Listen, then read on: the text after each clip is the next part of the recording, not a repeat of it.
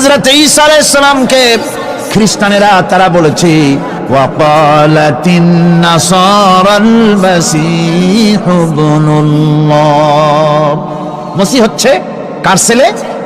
নাউযুবিল্লাহ, বলেন সবাই নাউযুবিল্লাহ। তাকে যখন আল্লাহর ছেলে বলা হলো, আল্লাহর পুত্র বলা হলো, রব্বুল আলামিন তার জবাবে বললেন ইন হুয়া ইল্লা আবদুন আনআমনা আলাইহি, তিনি তো একজন বান্দা, তিনি আমার বান্দা ছাড়া আর কিছুই নন, আমি তার প্রতি অনুগ্রহ করেছি। বান্দা, আমার বান্দা। আল্লাহ পাকের বান্দা হওয়ার ব্যাপারে কোন মানুষের লজ্জা থাকার কথা নয়। এমনকি আল্লাহ পাক ঈসা আলাইহিস সালাম সম্পর্কে বলছেন লা ইয়াস্তানকিফাল মাসীহু আইয়াকুনা আবদান লিল্লাহি ওয়ালাল মালাইকাতুল মুকাররাবুন। মসিহ আল্লাহর বান্দা, তাতে কখনো বিন্দুমাত্র লজ্জা তিনি পোষণ করেন নাই যে আমি আল্লাহর বান্দা, আল্লাহর গোলাম। এটা কথা হইল? এরকম লজ্জা তিনি পোষণ করেননি। এমনকি তার নিকটবর্তী ফেরেশতা যারা, তারাও আল্লাহর বান্দা গোলাম হওয়ার জন্য তাদের ভিতরে কোনো লজ্জা নাই। যারা নাকি আল্লাহর গোলাম, এই ব্যাপারে যাদের মধ্যে লজ্জার সৃষ্টি হয়, আল্লাহর গোলাম এটা কেমন কথা, বান্দা হওয়াটা কেমন কথা, যারা গোলামীকে অস্বীকার করে তাদের সম্পর্কে আল্লাহ পাক বলছেন ওয়া মাইয়াস্তানকিফ আন ইবাদাতিহি ওয়া ইস্তাকবির ফাসায়াহশুরুহুম ইলাইহি জামিআ। কেউ যদি আল্লাহর বন্দেগী করার ব্যাপারে লজ্জা পোষণ করে, যদি লজ্জার কারণ মনে করে, অহংকার করে, গৌরব করে, তাহলে তারা পালাবে কোথায়, যাবে কোথায়? আমি কিয়ামতের দিন সবগুলিকে এক জায়গায় করে ফেলবো। সুতরাং আল্লাহ পাকের গোলামিতে আল্লাহ যে বান্দা বলে যখন ডাকেন, লজ্জার কোনো কারণ নাই। অহংকার যে করবে সে নিজেকে ধ্বংস করবে। আল্লাহ পাক সব নবীদেরকে নিজের বান্দা বলেছেন। নবীরা কি? আল্লাহ পাকের বান্দা।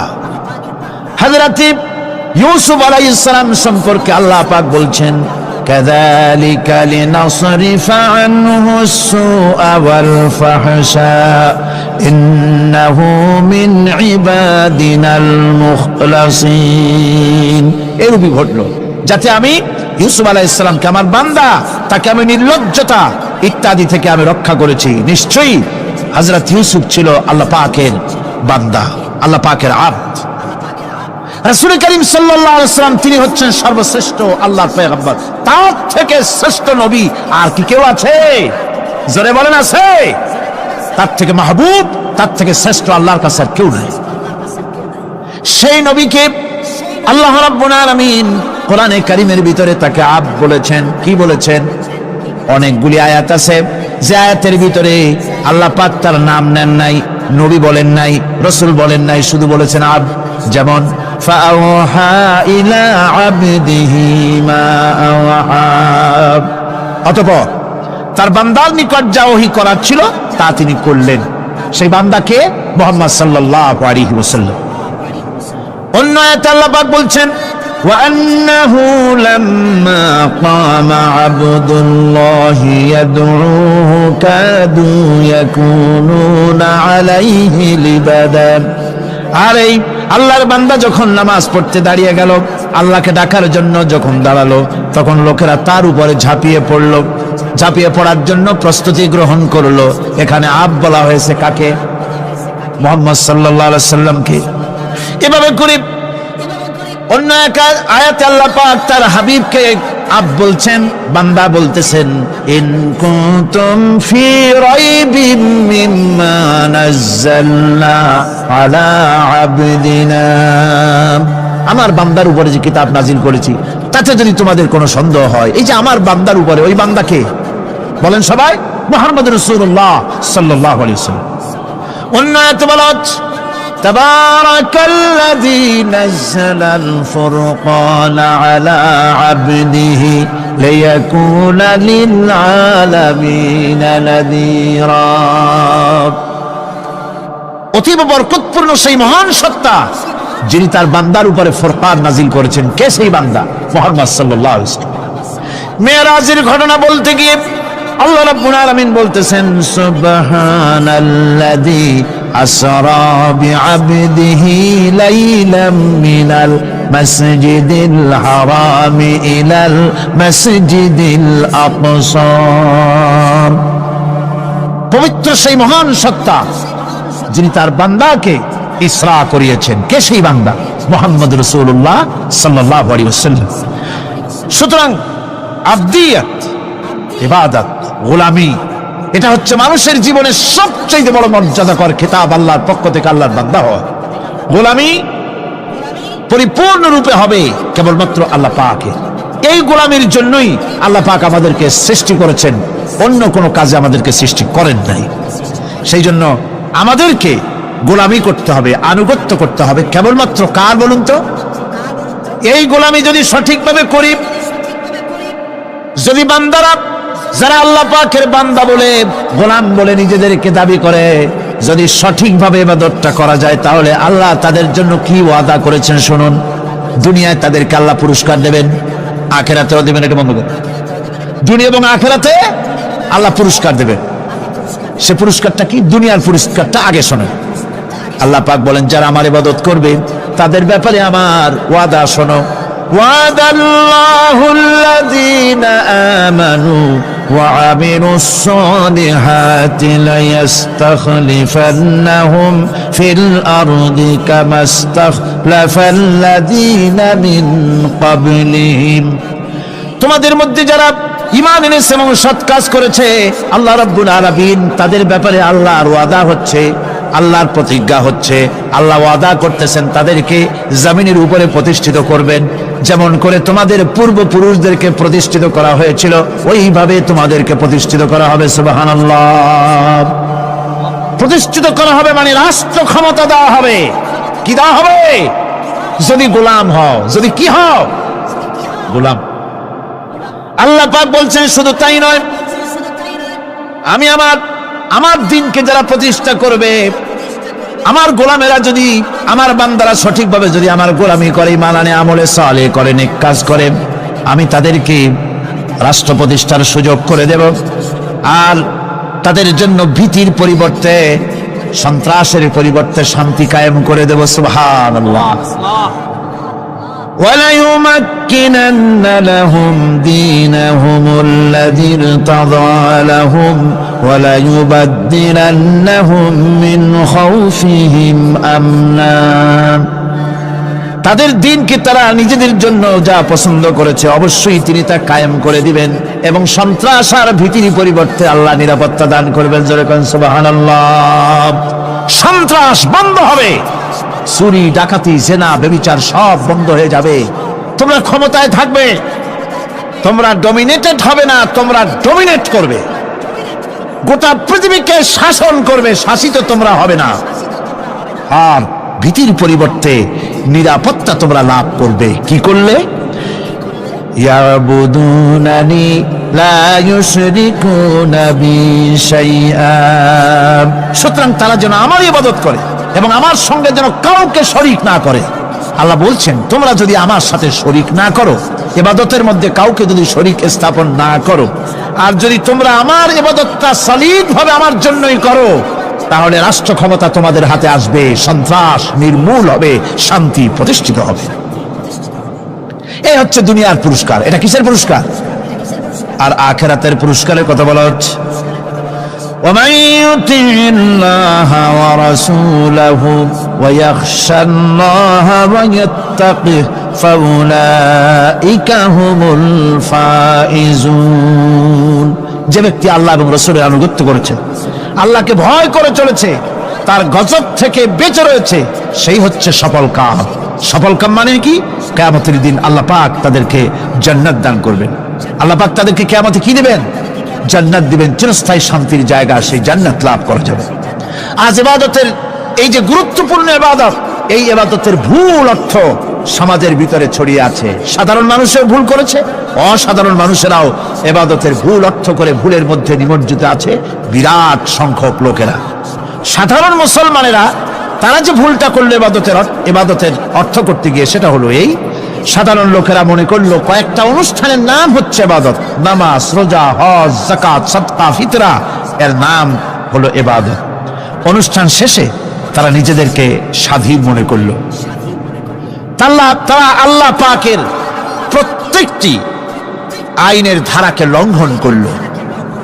বছরে একবার রোজা রেখে, বছরে 1 মাস রোজা রেখে মনে করলে ইবাদত শেষ। 5 ওয়াক্ত নামাজ পড়ে মনে করলে ইবাদত শেষ। আমি প্রশ্ন করি, 5 ওয়াক্ত নামাজের নামই যদি হয় ইবাদত, 5 ওয়াক্ত নামাজের নামই ইবাদত, এটাই যদি হয়, তাহলে 5 ওয়াক্ত নামাজ পড়তে সময় লাগে কত? উজু টুজু করে বড় জোর 1-1.5 ঘন্টা সময় লাগে 5 ওয়াক্ত নামাজ পড়তে। তো এর নাম যদি হয় ইবাদত, তার অর্থ কি দাঁড়াবে? অর্থ দাঁড়াবে আপনি 24 ঘন্টার ভিতরে 1 থেকে 1.5 ঘন্টার জন্য আল্লাহর গোলাম, বাকি 22 ঘন্টার জন্য শয়তানের গোলাম হতে কেউ রাজি আছেন? রোজার নামই যদি হয় শুধু ইবাদত, তাহলে তার অর্থ দাঁড়াবে বছরের ভিতরে 1টা মাসের জন্য আপনি আল্লাহর গোলাম, আর 11 মাসের জন্য শয়তানের গোলাম হতে কেউ রাজি আছে? তাহলে বিষয়টা কি? বিষয়টা হচ্ছে নামাজ, রোজা, হজ, যাকাতি শুধুমাত্র ইবাদত নয়, আনুষ্ঠানিক ইবাদত তো বটেই, কম্পালসারি ইবাদত তো বটেই, কিন্তু শুধুমাত্র নামাজ, রোজা, হজ, যাকাত ইবাদত শুধুমাত্র নয়, এগুলি হচ্ছে ইবাদতের পার্ট, ইবাদতের অংশ। বরং জীবনের সব ক্ষেত্রে আল্লাহর হুকুমকে মানার নামই হচ্ছে, ভাইরা আমার,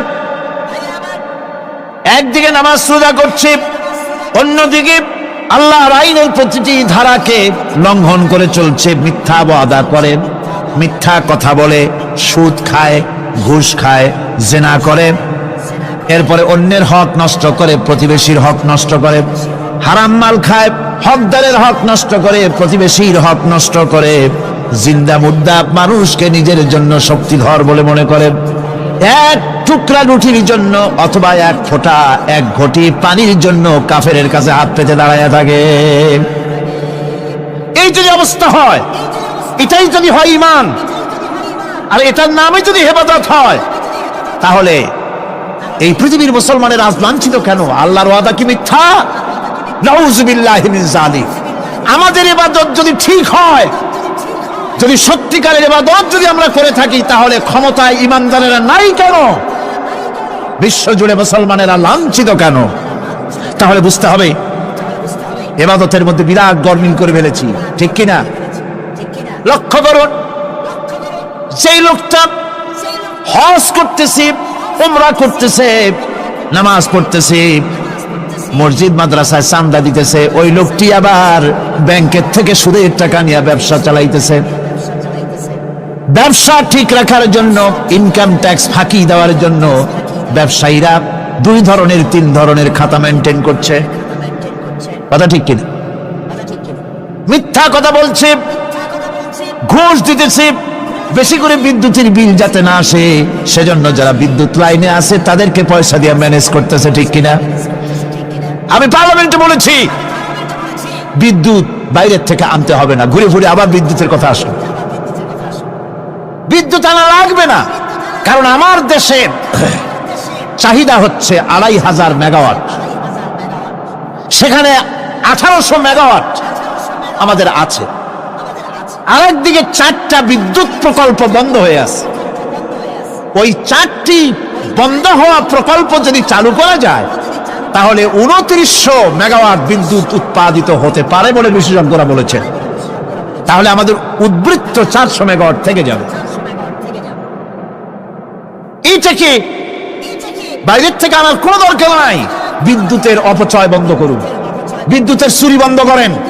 মিল কল কারখানা যাদের আছে, লক্ষ লক্ষ টাকা বিদ্যুৎ বিল হয়, কিন্তু লাইনম্যানদের সঙ্গে ম্যানেজ করে গভর্নমেন্টকে ফাঁকি দেওয়া হচ্ছে, ঠিক কিনা? তোমার নামাজের দাম কি? তোমার হজের 4 পয়সা দাম নাই। তুমি রাষ্ট্রকে ফাঁকি দিয়েছো, তুমি জনগণকে ফাঁকি দিয়েছো, তুমি দেশের শত্রু। টেলিফোনের বিল 1000 হাজার টাকা, লাখ টাকার বেশি বিল হয়, লাইনম্যানের সঙ্গে ম্যানেজ করে 500, 700, 2000 টাকা দিয়ে সারিয়ে দেয়, ঠিক কিনা? এরা জাতির শত্রু, দেশের শত্রু। এদেরকে ফায়ারিং স্কোয়াডে নিয়ে ক্রাশ ফায়ার করে উড়ায় দেওয়া উচিত। এরা দেশের দুশ্মন। আজ সিস্টেম লস, সিস্টেম লসের নাম দিয়া বিদ্যুৎ চুরির আরেক ব্যবস্থা করা হয়েছে। সিস্টেম লস করে ওনারা নিজেরা, আর এর ভোগান্তি জনগণকে করতে হয়। কসাইয়ের মতো ছুরি দিয়া জবাও করে জনগণের কাছ থেকে সিস্টেম লসের চার্জ আদায় করা হয়। আমি পার্লামেন্টে বলেছি, মাননীয় স্পিকার, সিস্টেম লস এই নামটা উঠাও দেন, এই প্রথা বন্ধ করে দিন। বিদ্যুৎ ধার করা লাগবে না, আল্লাহ আমাদের দেশে যথেষ্ট দিছে, কোনো জিনিসের অভাব নাই। এখানে গ্যাস আছে, তেল আছে, বিদ্যুৎ আছে, পাট আছে, চা আছে, নাই কি? অন্তত 8.5 কোটি টাকার কাগজ গুদামের মধ্যে বন্দী হয়ে আছে। ভারতকে ক্ষতি করার জন্য সে দেশ থেকে কাগজ এনে খবরের কাগজ ছাপানো হচ্ছে, আর 8.5 কোটি টাকার কাগজ নষ্ট হয়ে যাচ্ছে, আমার দেশের কাগজ। সুতরাং বলতেছিলাম একথাই বলতেছিলাম যে ঈমান আল্লাহর গোলাম হতে হলে ভুল করে বসেছি ইবাদতের অর্থ করতে। শুধু নামাজ, রোজা, হজ, যাকাত, মাজারে কিছু চান্দা দেওয়া, আগরবাতি, মোমবাতি, চাদর একটা দিয়া, পীর সাহেবের 10,000 টাকা চান্দা দিয়া, মুছে তেল মাইখে আর দাঁত বাইর করে হাসে। বেহেশতে তো গেছি, আর দেরি কথা। বেহেশত তুমি যাবা, এত সহজ? দেশকে ফাঁকি দিছো, দেশকে ফাঁকি দিয়েছো, জনগণকে ফাঁকি দিয়েছো, নিজের মেয়েকে ফাঁকি দিয়েছে। বিবাহের সময় টাকা পয়সা দিয়া বিবাহ টিবাহ করায় দিল। ব্যবসা, ধানি সম্পত্তি, বাড়ির সম্পত্তি সব ছেলেদেরকে দিয়ে দিল, মেয়েটারে ফাঁকি দিয়ে দিল। দেয় না এরকম? ফুপুকে ফাঁকি দিল, বোনকে ফাঁকি দিল। এরপরে মোনাজাত করে সবে বরাতে, আল্লাহ আমারে বেহেশত দিও। ফেরেশতারা কয়, মর তুই আগে, বেহেশত তোরে কেমনে দেয় ভালো করে দেখায় দেব। বেটা তুই যাবি বেহেশতে? এত সোজা? ওটা মামু বাড়ির বারান্দা নাকি? এত সহজ নয়। সুতরাং সাধারণ মানুষ মারাত্মক ভুল করেছে এখানে। নামাজ, রোজা, হজ, যাকাত ইবাদত, আর কিছু কি ইবাদত মনে করে নাই? আপনার চাকরি আপনার ইবাদত, চাকরিতে ফাঁকি দেওয়া যাবে না। আপনি সুস্থ মানুষ, মেডিকেল লিভ নিয়ে ওয়াজ মাহফিল অথবা কোনো ইজতেমায় যাওয়া যাবে না, কোনো চেল্লা দিতে যাওয়া যাবে না। মেডিকেল লিভ নিয়ে আপনি সুস্থ মানুষ, কেন আপনি মেডিকেল লিভ নিচ্ছেন? আপনি ফাঁকি দিতে পারবেন না। সরকারি চাকরি করেন, মিল কল কারখানায় চাকরি করেন, ফরজ নামাজ পড়েছেন ভালো কথা, সুন্নাত পড়েছেন ভালো কথা, নফল পড়বেন না। জোহরের নফল পড়া বাদ দিন। যদি আপনি চাকরিজীবী হন, চাকরি করেন, ওটাই ইবাদত। এর নাম ইসলাম, এর নাম ইসলাম। গভর্নমেন্ট যে বেতন দেয় সেই বেতনের উপরে সন্তুষ্ট থাকুন, ঘুষ খাইয়েন না। যদি বেশি বেতন লাগে গভর্নমেন্টের কাছে দাবি জানান যে আমাদের বেতন বাড়ায় দাও। ঘুষ খাবেন কেন? হারাম। জোরে করে, এটা কি? এই ঘুষের টাকা মাজারে দিয়া, পীরেরে দিয়া আল্লাহরে খুশি করবেন, এত সহজ না, এত সহজ না। সেই জন্য আমি সব ভাইদের খেদমতে আরজ করব, ইবাদত হচ্ছে জীবনের সব ক্ষেত্রে গোলামি, সকল ক্ষেত্রে গোলামি। চাকরিতে, অফিসে, আদালতে, কলকারখানায়, ক্ষেত খামারে, পার্লামেন্টে, সেক্রেটারিয়েটে, সেনানিবাসে, স্কুলে, কলেজে, বিশ্ববিদ্যালয়, সর্বত্র গোলামি কার? আল্লাহ পাকের। রিজকে হালাল করতে হবে, উপার্জনকে হালাল করতে হবে, সত্যিকারের আল্লাহর গোলাম হতে হবে। এক্ষেত্রে ইবাদতের অসাধারণ ব্যক্তি যারা, তারাও এক শ্রেণীর অসাধারণ ব্যক্তিরাও ভুল করে বসছেন। তারা যে ভুলটা করলেন ওটা হচ্ছে, তারা তাসবিহ, জায়নামাজ, খানকাহ, হুজরাখানা এর ভেতরে বসে জিকির আজগার করাটাকেই জীবনের জন্য আল্লাহর ইবাদত মনে করে নিলেন।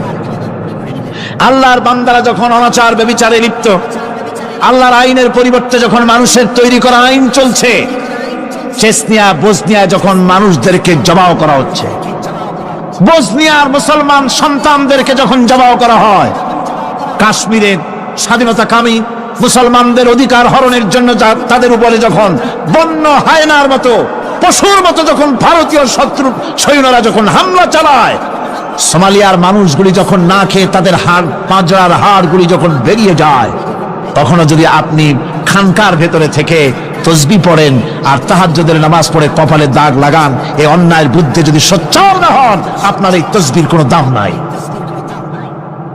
আপনাকে সোচ্চার হতে হবে, আপনাকে অন্যায়ের বিরুদ্ধে খাড়া হতে হবে। একদিকে তাহাজ্জুদের নামাজ তো পড়বেনই, জিকির তো করবেনই, কোন সন্দেহ নাই আর একদিকে সিংহের মতো অন্যায়ের বিরুদ্ধে গর্জে উঠতে হবে। তাতে যদি প্রয়োজন হয় মুজাদ্দেদ আল ফেসানির মতো কারারুদ্ধ হল না কেন, সেটাই কিসমত, সেটাই তাকদীর। হক কথা বলতে হবে। এই জন্য আমার বারবার মনে পড়ে আজকের এক শ্রেণীর লোক আমাদের দেশে এক শ্রেণীর লোক বাইরের থেকেও আসে, বিদেশ থেকেও আসে, নামের আগে আওলাদে রসুল লাগান। ফেদায়ে রসুল, মুজাহিদে মিল্লাত, আওলাদে রসুল। আজীব, তুমি আওলাদে রসুল যদি হবে তাহলে তুমি যে দেশের মানুষ সেই দেশে মুসলমানদের যখন জড়ো করা হয় পার্লামেন্টে কথা বলে বেরিয়ে আসো না কেন? তোমার জেল হয় না কেন? কংগ্রেসের সেন্ট্রাল বডির সদস্য হয়ে আওলাদে রসুল লাগাইয়া বাংলাদেশের রাজনীতিতে নাক গলাতে দেওয়া হবে না। এরা কংগ্রেসের পাঁচটা গোলাম, এদেরকে চিনতে হবে যারা আমার দেশে এসে মুসলমানদের মধ্যে বিভেদ সৃষ্টি করতে চায়। আমার মুসলমান ভাইয়েরা, সুতরাং আজকে আমাদেরকে বুঝতে হবে নামের আগের 14 হাত লম্বা বিশেষণ দেখে ভুললে চলবে না। কথা মনে থাকবে, এরা কংগ্রেসের গোলাম। বাবরি মসজিদ যখন ভেঙে ফেলা হলো তখন তো কোন আওলাদে রসুলের নাম তো শুনি নেই। তখন তো নামটা শুনছি ওই বুখারী বেটার, বাপের বেটা ইমাম বুখারী। তিনি বলেছেন, আমি ভারতের দিল্লির জুমা মসজিদের ইমাম শুধু নই, আমি ভারতের 18 কোটি মুসলমানের ইমাম। বাবরি মসজিদকে গড়ে দিতে হবে। কোরআন শরীফের বিরুদ্ধে যখন কলকাতা হাইকোর্টে কেস করা হয়েছিল কোরআনকে ব্যান করার জন্য, সেদিন তো কোনো আওলাদে রসুলের নাম শুনি নাই। সেদিন তো ওই বুখারী বেটাই বলেছেন, ভারতের হাইকোর্ট থেকে কোন জাজ, কোন বিচারক যদি কোরআন শরীফ ব্যান করা হলে বলে এই কথাটি উচ্চারণ করে, তাহলে আমি তাকে পায়ের তলে পাড়িয়ে ধরে বাম হাত দিয়ে তার জিহ্বাটা টেনে ছেড়ে ফেলে দেব।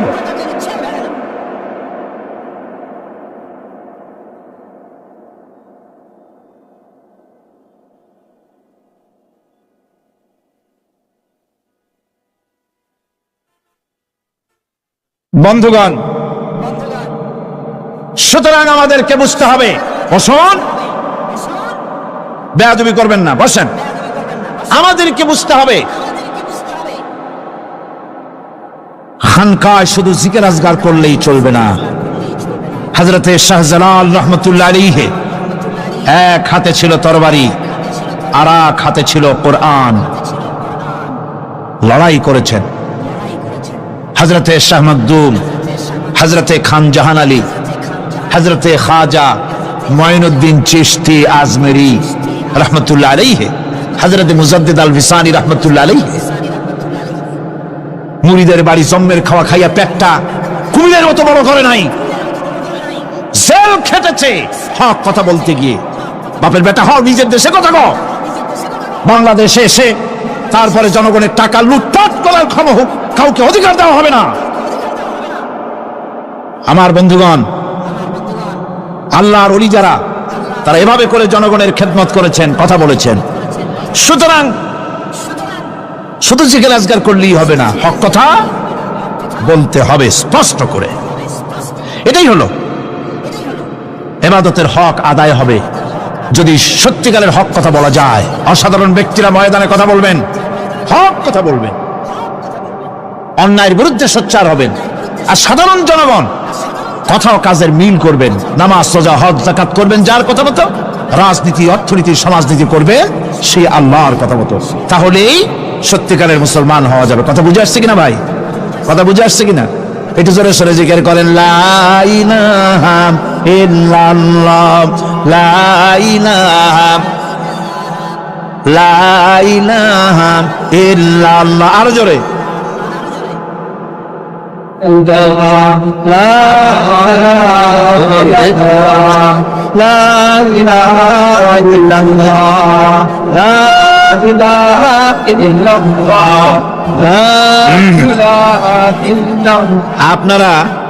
আপনারা যদি মাথা উঠাইয়া দেখতে থাকেন তো কি দেখবেন? মানুষের মাথা আর টুপি ছাড়া তো কিছুই দেখা যাবে না। কাজেই ওঠা বসা না করে আজকে এক পবিত্র রাত আমরা আল্লাহর কাছে দোয়া করব। আলোচনার আমি এগিয়ে যাচ্ছি, ইবাদত আমাদেরকে বুঝতে হবে। ইবাদত যদি না বুঝি তাহলে মুসলমান বলে দাবি করারও কোনো মূল্য নাই, মানব জন্ম বৃথা। কারণ হচ্ছে আল্লাহ রাব্বুল আলামিন বলেছেন, মা খালাকতুল জিন্না ওয়াল ইনসা ইল্লা লিয়াবুদুন। মানুষ আর জিন জাতিকে আমি সৃষ্টি করেছি আমার গোলামির জন্য। কার গোলামি?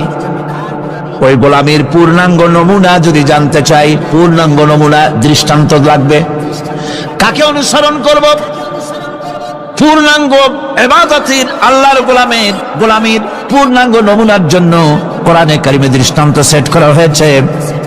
হযরত ইব্রাহিম আলাইহিস সালামের আল্লাহ পাক বলেন, ইয ক্বালা লাহু রাব্বুহু আসলিম ক্বালা আসলামতু লিরাব্বিল আলামিন। তার অবস্থা এই ছিল, কার? ইব্রাহিম আলাইহিস সালাম। তার অবস্থা এই ছিল যে তার রব যখন তাকে বললেন আনুগত্যের মস্তককে অবনত করে দাও, তিনি বললেন আমি আমার বিশ্বপালকের সামনে মাথাটা নত করে দিলাম।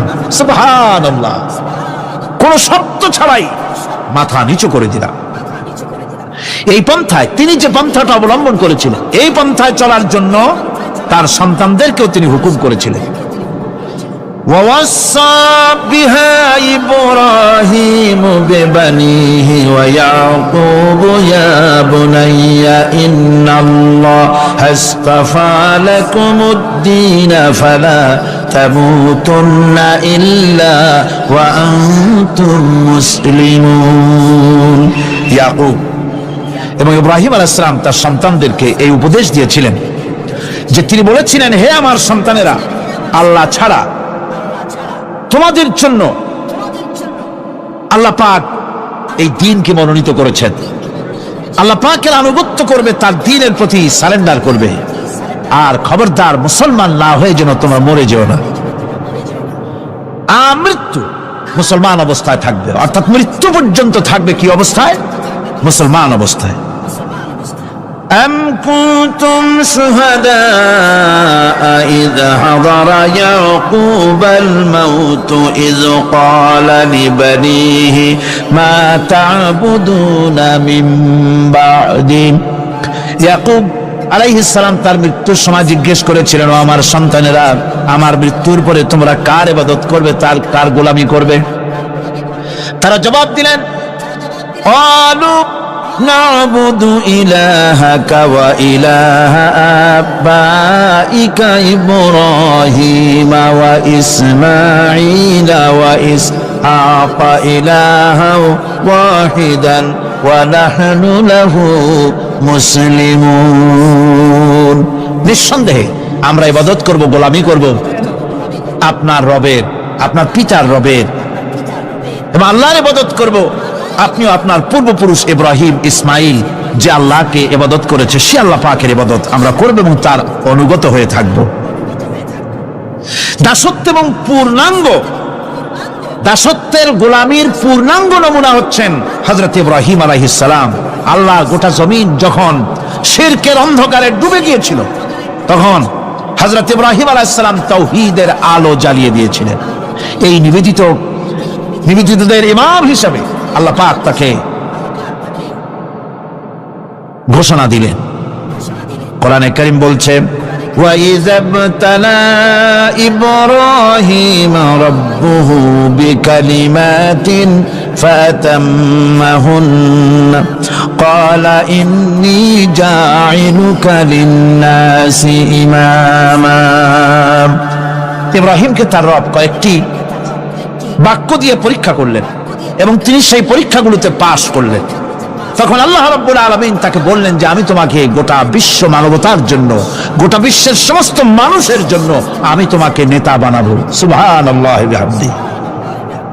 প্রথম পরীক্ষা হলো, গতকাল বলেছি, সে আগুনের পরীক্ষা। সেখানে আল্লাহ পাক তাকে পাশ করালেন, তিনি পাশ করলেন।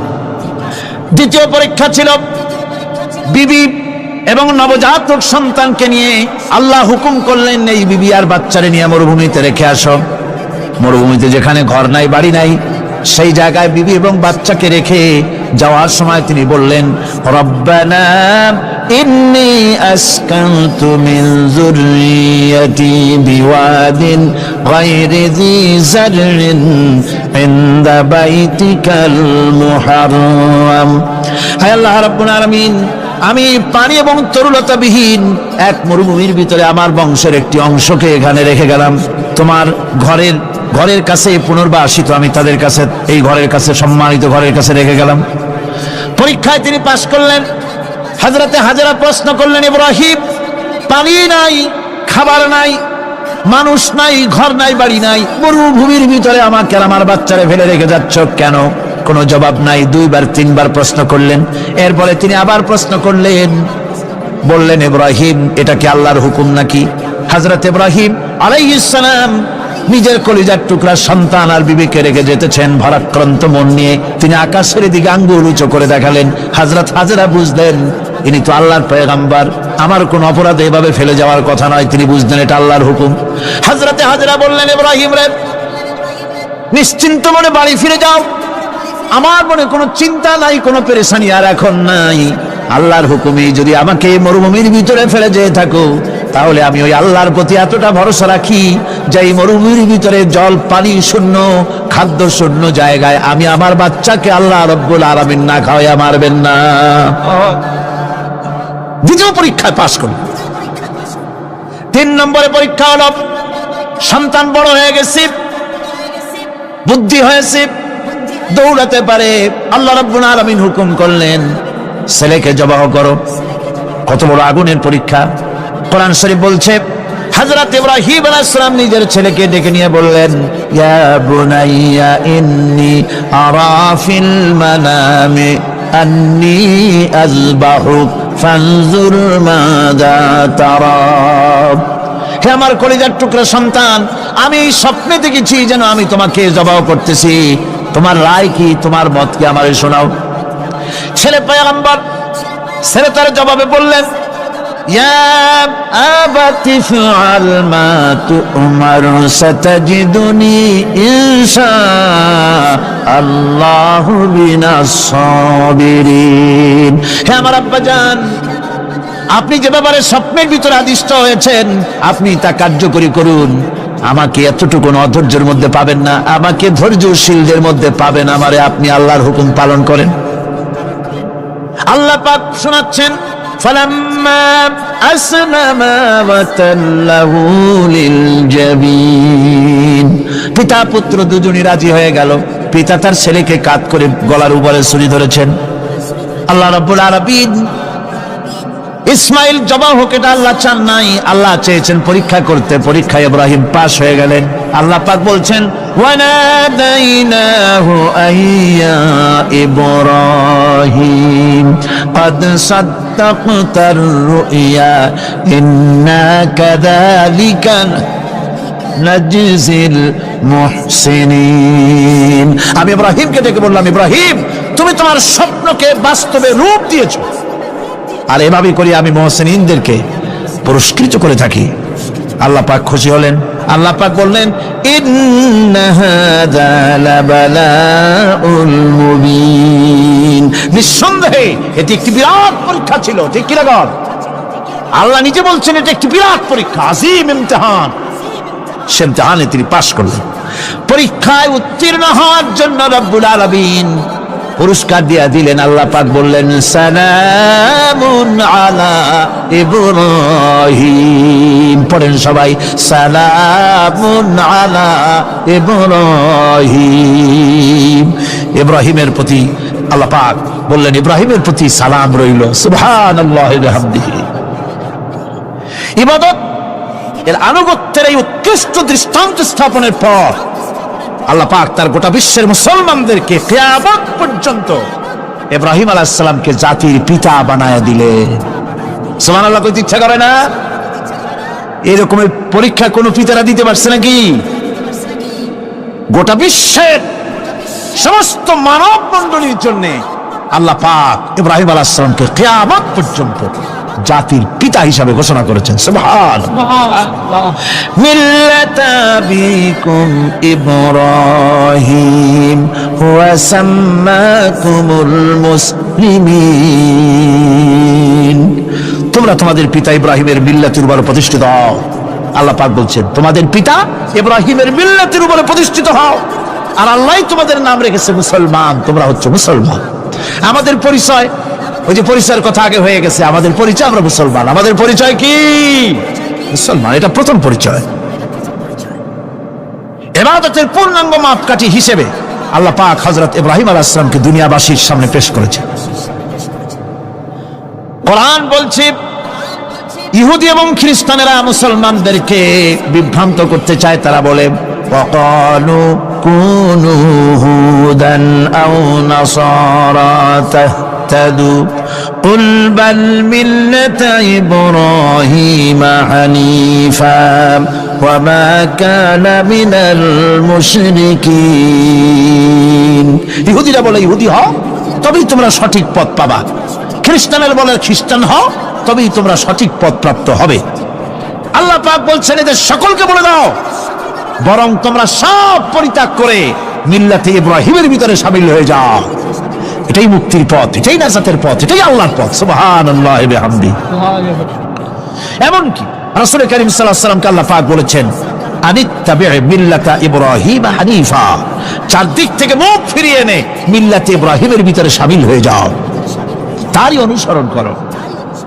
রাসূল কারীম সাল্লাল্লাহু আলাইহি ওয়াসাল্লাম ইবাদত বা আনুগত্যের সর্বোৎকৃষ্ট নমুনা হওয়ার কারণে ইব্রাহিম আলাইহিস সালাম সম্পর্কে হুজুর বলেছেন ইন্না ইব্রাহিমা খায়রুল বারিয়া, রাওয়াহু মুসলিম।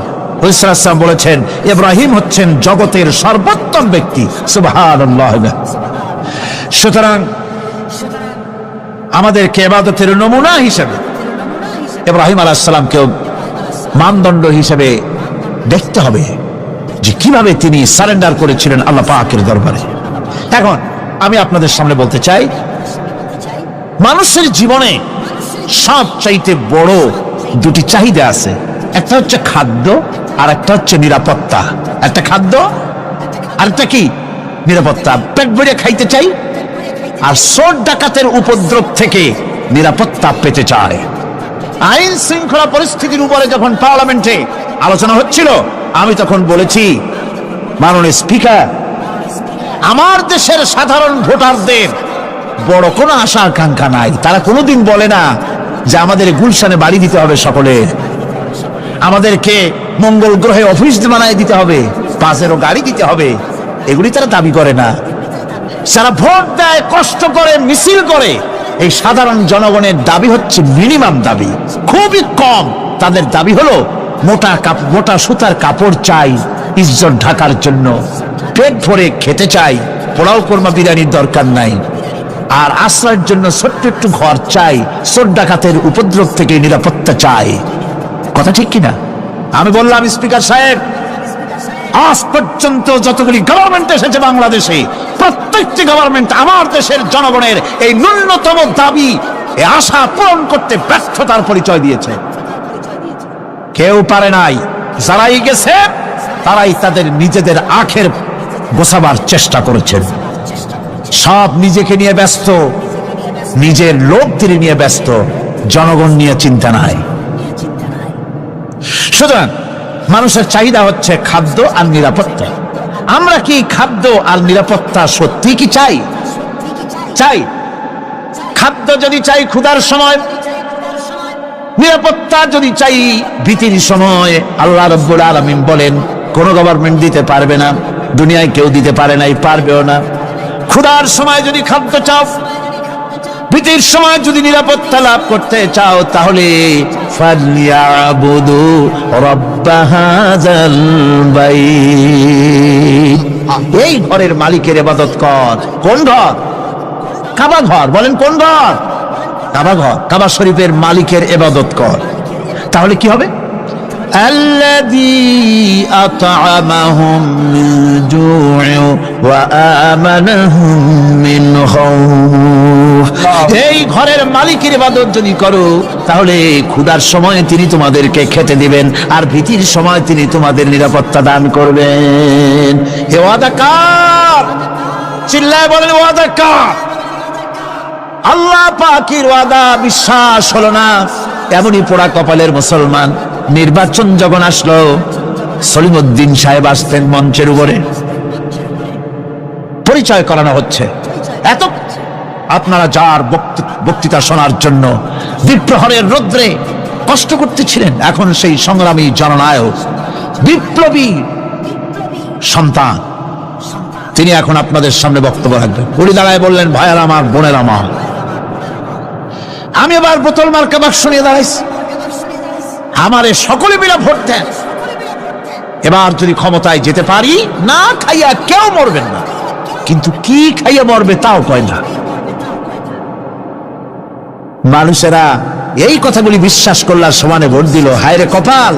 আল্লাহ বললেন, আমার ইবাদত কর, আমার গোলামি কর জীবনের সব জায়গায়, তাহলে ক্ষুধার সময় খাইতে পারবি আর ভীতির সময় নিরাপত্তা পাবি। আল্লাহর কথাটা বিশ্বাস হইল না। এই নামাজ পড়ার মুসলমানের দাম আছে, কম দাম আছে? এ রোজাকার দাম আছে? এ মুসলমান দাবি করার দাম আছে? আল্লাহ রাব্বুল আলামিন তিনি পরিষ্কার করে বলছেন, এই ঘরের মালিকের ইবাদত করো, তিনি ক্ষুধার সময়ে খেতে দিবেন, আর তিনি তোমাদেরকে ভীতির সময় নিরাপত্তা দান করবেন। চাউলের অভাব হবে না, পাটের অভাব হবে না, খাদ্যের অভাব হবে না, কারণ দুটি জিনিস যদি তোমরা করতে পারো, খাবারের অভাব হবে না। ওয়ালাউ আন্না আহলাল কুরা আমানু ওয়াত্তাকাউ লাফাতাহনা আলাইহিম বারাকাতিন মিনাস সামাই ওয়াল আরদ। দেশের লোকেরা, জনপদের লোকেরা যদি দুইটা কাজ করে, এক নম্বরে হলো আমার উপরে ঈমান আনবে, দুই নম্বরে হলো আমাকে ভয় করার নীতি অবলম্বন করে যদি চলে, তাহলে ওই দেশের মানুষের জন্য আকাশ আর জমিনের সব বরকতের দরজা আমি আল্লাহ খুলে দেব। আল্লাহর ওয়াদা। আল্লাহ পাকের নিকট মানুষের সবচাইতে বড় দাবি কি? আল্লাহর কাছে মানুষের সবচাইতে বড় দাবি কি করতে পারেন? আল্লাহ পাকের কাছে মানুষের শ্রেষ্ঠ দাবিটা আল্লাহ নিজেই শিখাই দিয়েছেন। আমার কাছে দাবি কর, ইহদিনাস সিরাতাল মুস্তাকিম। আয় আল্লাহ, একটা সোজা, একটা সরল রাস্তা আমারে দাও, একটা সহজ পথ আমারে দাও। এই কথা সূরা ফাতিহা দাবি করার পর আল্লাহ রাব্বুল আলামিন এই অভিনন্দনের জবাবে, 7টা বাক্যের অভিনন্দনের জবাবে আল্লাহ রাব্বুল আলামিন 30 পারা কোরআন শরীফ নাজিল করে দিলেন। সূরা ফাতিহার এই সওয়ালের জবাবে আল্লাহ পাক বললেন, ওয়া আনি'বুদুনি হাযা সিরাতুম মুস্তাকিম। সোজা রাস্তা চাও, আমার গোলামি করো, ইবাদত করো। সব জায়গায় ইবাদত, গোলামি করাই লাগবে। আমার কাছে সোজা রাস্তা চাও, সোজা রাস্তা হলো আমার গোলামি করা। কার গোলামি? বেহেশতে যেতে চান? আমি আসতে গেলাম বলে আপনারও আসতে জবাব দিলেন। বেহেশতে যেতে চান? সুবহানাল্লাহ। এমন কোন মানুষ আছে নাকি যে বেহেশতে যেতে চায় না? মদ করে যাইতে চায়। সবাই, আমরা সবাই বেহেশতের আশা করি, ঠিক কিনা? আল্লাহ রাব্বুল আলামিন বলেন, বেহেশতে যদি যেতে চাও তাহলেও ইবাদত করা লাগবে, ইবাদত ছাড়া জান্নাতে যাওয়া যাবে না।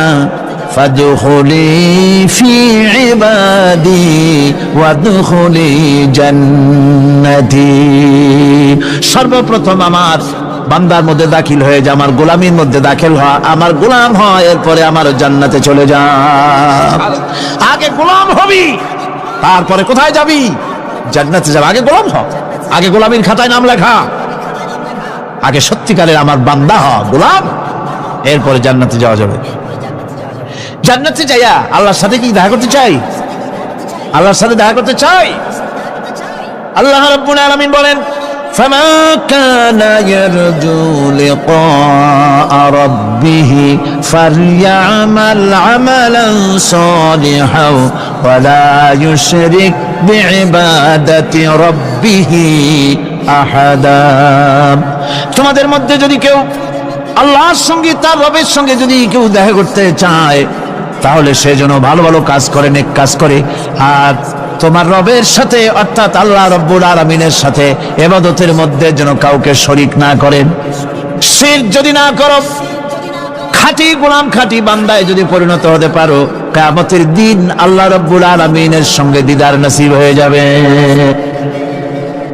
এই গোলামি করব কতদিন? কতদিন গোলামি করব? এই প্রশ্নের জবাবে আল্লাহ রাব্বুল আলামিন কোরআনে কারীমের মধ্যে জবাব দিয়ে দিয়েছেন, ওয়াবুদ রাব্বাকা হাত্তা ইয়াতিয়াকাল ইয়াকিন। মৃত্যু পর্যন্ত যতক্ষণ না নাক দিয়ে শেষ প্রশ্বাসটি, নিঃশ্বাসটি বেরিয়ে যাচ্ছে, ততক্ষণ পর্যন্ত আনুগত্য, গোলামি শব্দ হবে কার? জোরে চিল্লায় এখন কার? এই গোলামি জীবনের সব ক্ষেত্রে করতে পারলে আমরা মুসলমান, আর করতে না পারলে মুসলমান নামে মুনাফিক। না পারলে কি?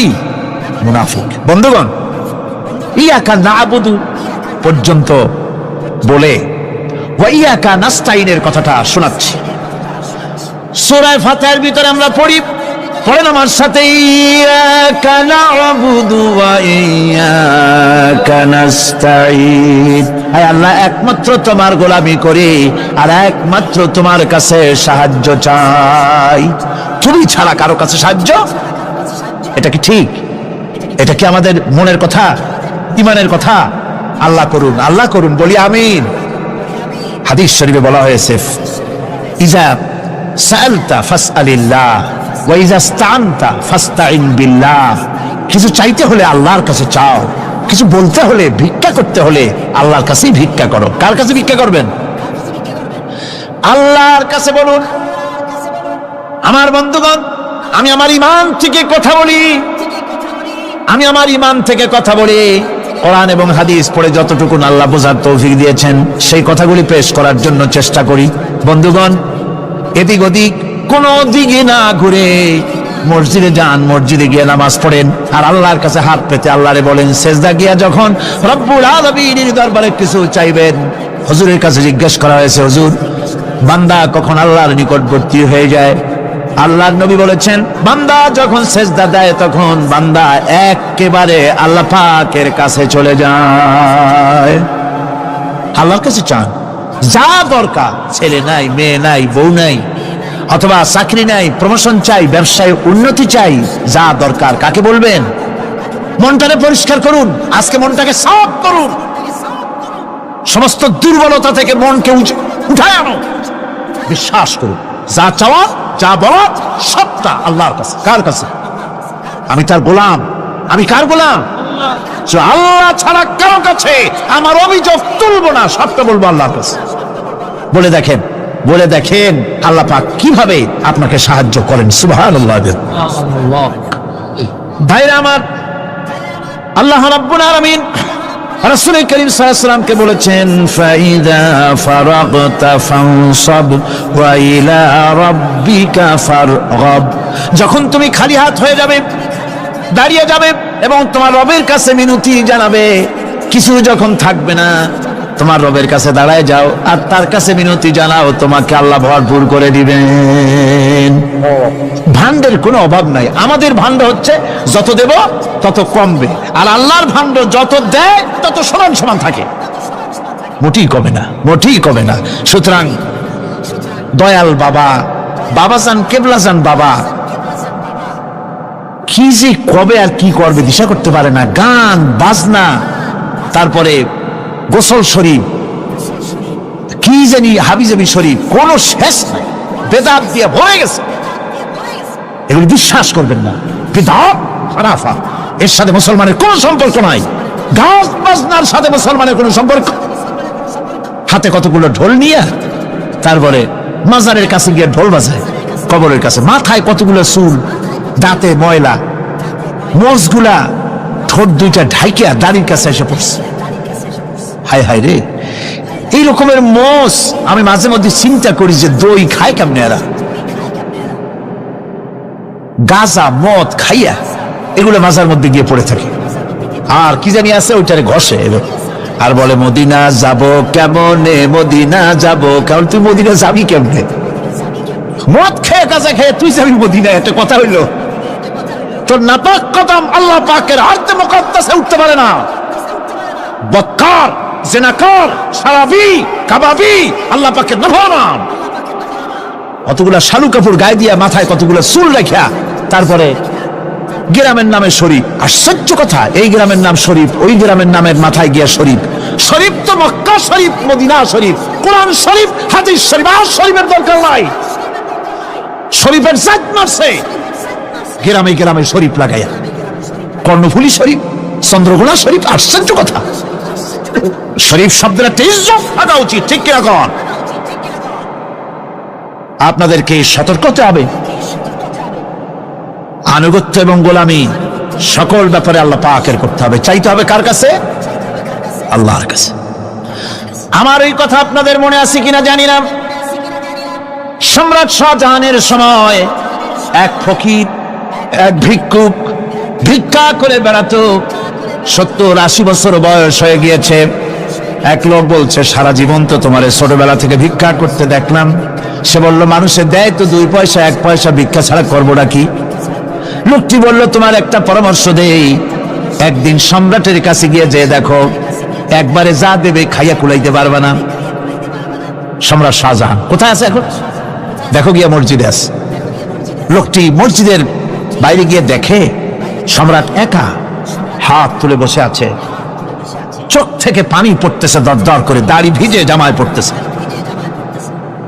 বহুক্ষণ দাঁড়িয়ে আছে। এরপরে সম্রাট তার মুনাজাত শেষ করে বেরিয়ে আসছেন। ফকিরের সঙ্গে দেখা। ফকির বলল, আসসালামু আলাইকুম। তিনি বললেন, ওয়ালাইকুম আসসালাম ওয়া রাহমাতুল্লাহ। ফকির রওনা করেছে। বাদশা বলছে, তুমি তো একজন ভিক্ষুক মানুষ বলি মনে হয়। আমার কাছে তো কেউ কিছু না চাইয়া যায় না, তুমি যে কিছু না চেয়েই চলে যাচ্ছ। ভিক্ষুক বলছে, জাহাপানা, সত্যি কিছু চাইতে এসেছিলাম আপনার কাছে, কিন্তু আপনার অবস্থা দেখে আমার জ্ঞানের চোখ খুলে গেছে। আমি দেখতে পেলাম, আমি যে সম্রাটের কাছে ভিক্ষা চাইতে আসলাম, আমি তো শুধু তাকায় আছি, আমি তো কান্দি না। বরং আমি যার কাছে চাইতে এসেছি, তিনি আমার চাইতে আরো নগণ্য ভিক্ষুকের মতো হয়ে কার কাছে যেন হাত পেতে চোখের পানি ফেলে কান্দে। মনে মনে ভাবলাম, সম্রাট কান্দে যে সম্রাটের কাছে, ওই আল্লাহ সারা জীবনে কারো কাছে কিছু চাইব না। আল্লাহর কাছে চাওয়ার অভ্যাস করুন, তিনি দিতে পারেন। সবকিছু তার আছে, এই বিশ্বাস মনের ভিতরে জমাতে হবে। তাহলেই সত্যিকারের মুসলমান আমরা হব। আল্লাহ পাক সত্যিকারের গোলাম আমাদেরকে বানাবেন। আমরা বলি আমিন। মুনাফিকদের আর একটা চরিত্র হলো, তারা যদি আজান শুনতে পায়, আজান এবং নামাজ সম্পর্কে তারা কটূক্তি করে। আজান এবং নামাজ সম্পর্কে তারা কটূক্তি করতে থাকে। এটা হলো মুনাফিকদের আর একটা চরিত্র। আল্লাহ রাব্বুল আলামিন বলেন, ওয়াইদা নাদাইতুম ইলাস সালাতি ইত্তাখাযুহা হুজওয়ান ওয়া লাইবান।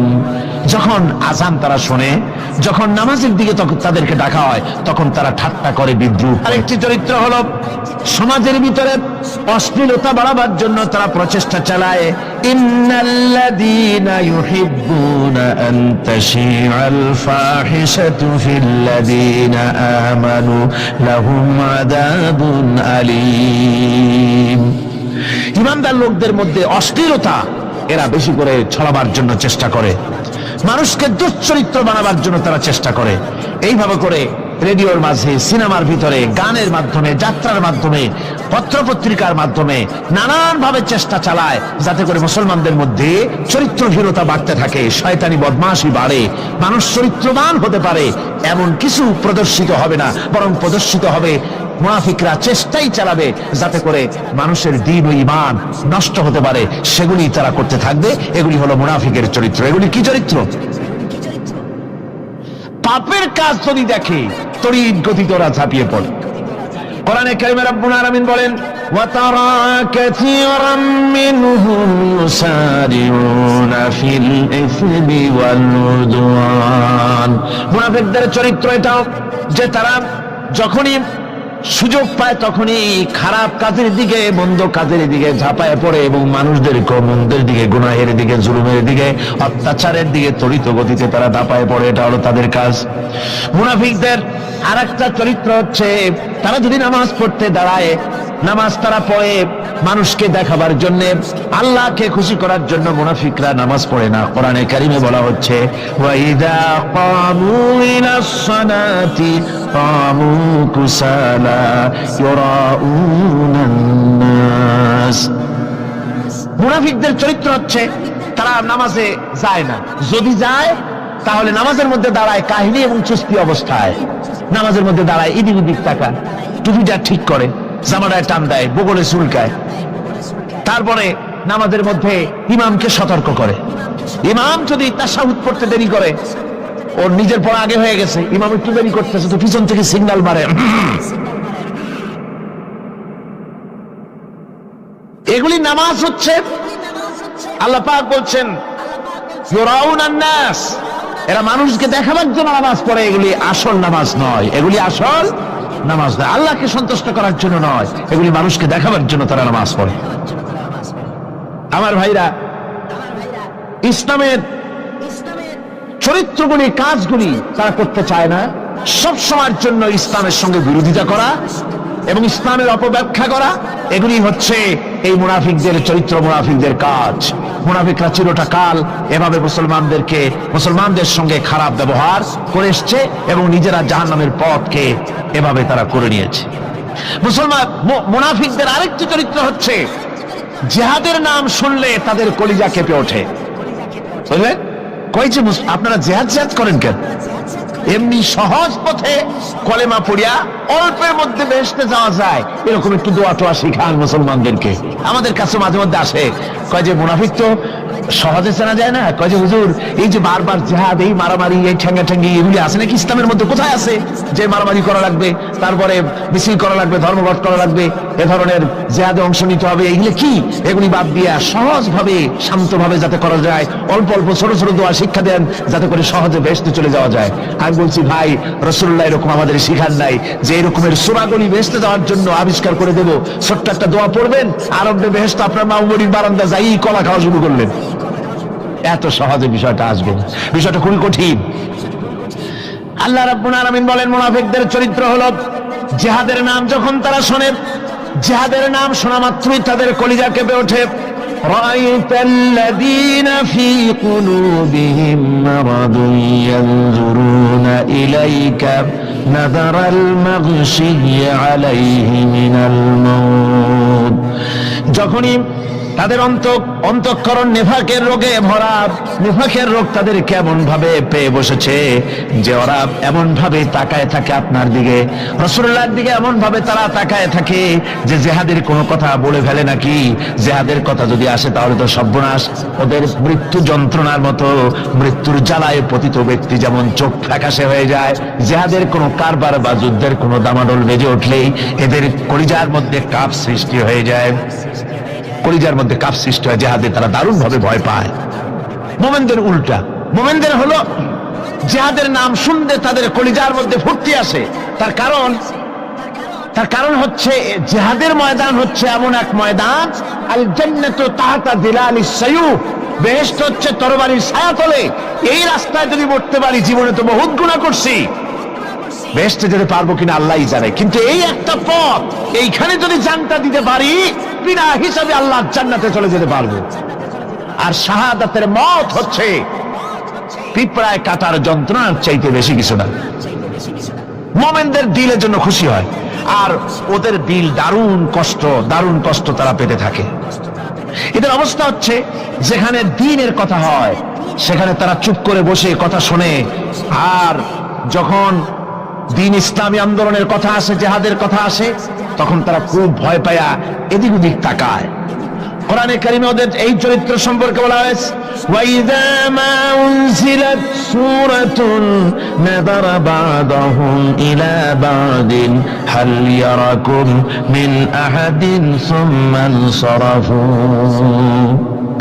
এরা কোরআনের আয়াত যখন নাজিল হয় তখন একজন আরেকজনের দিকে তাকাতাকি করে, কি জানি আমাদের ব্যাপারে কোনো আয়াত নাজিল হয়ে পড়ে নাকি, অথবা জিহাদের ব্যাপারে কোনো আয়াত নাজিল হয়ে পড়ে নাকি। কেউ দেখে নাকি এই সব এদিক ওদিক তাকাই আসতে এই জায়গা থেকে কেটে পড়ে, যে আমাদের চরিত্রই তো বর্ণনা করা হচ্ছে, কাজে এখন আর বসা ঠিক না, আস্তে করে কেটে পড়ার জন্য চেষ্টা করে। এটা হলো মুনাফিকদের আর একটা চরিত্র। এরা এইভাবে করে নিজেদের চরিত্রকে প্রকাশ করে ধরা পড়ে এবং ইসলামের সবচাইতে মারাত্মক ক্ষতি এই মুনাফিকরা চিরকাল করেছে।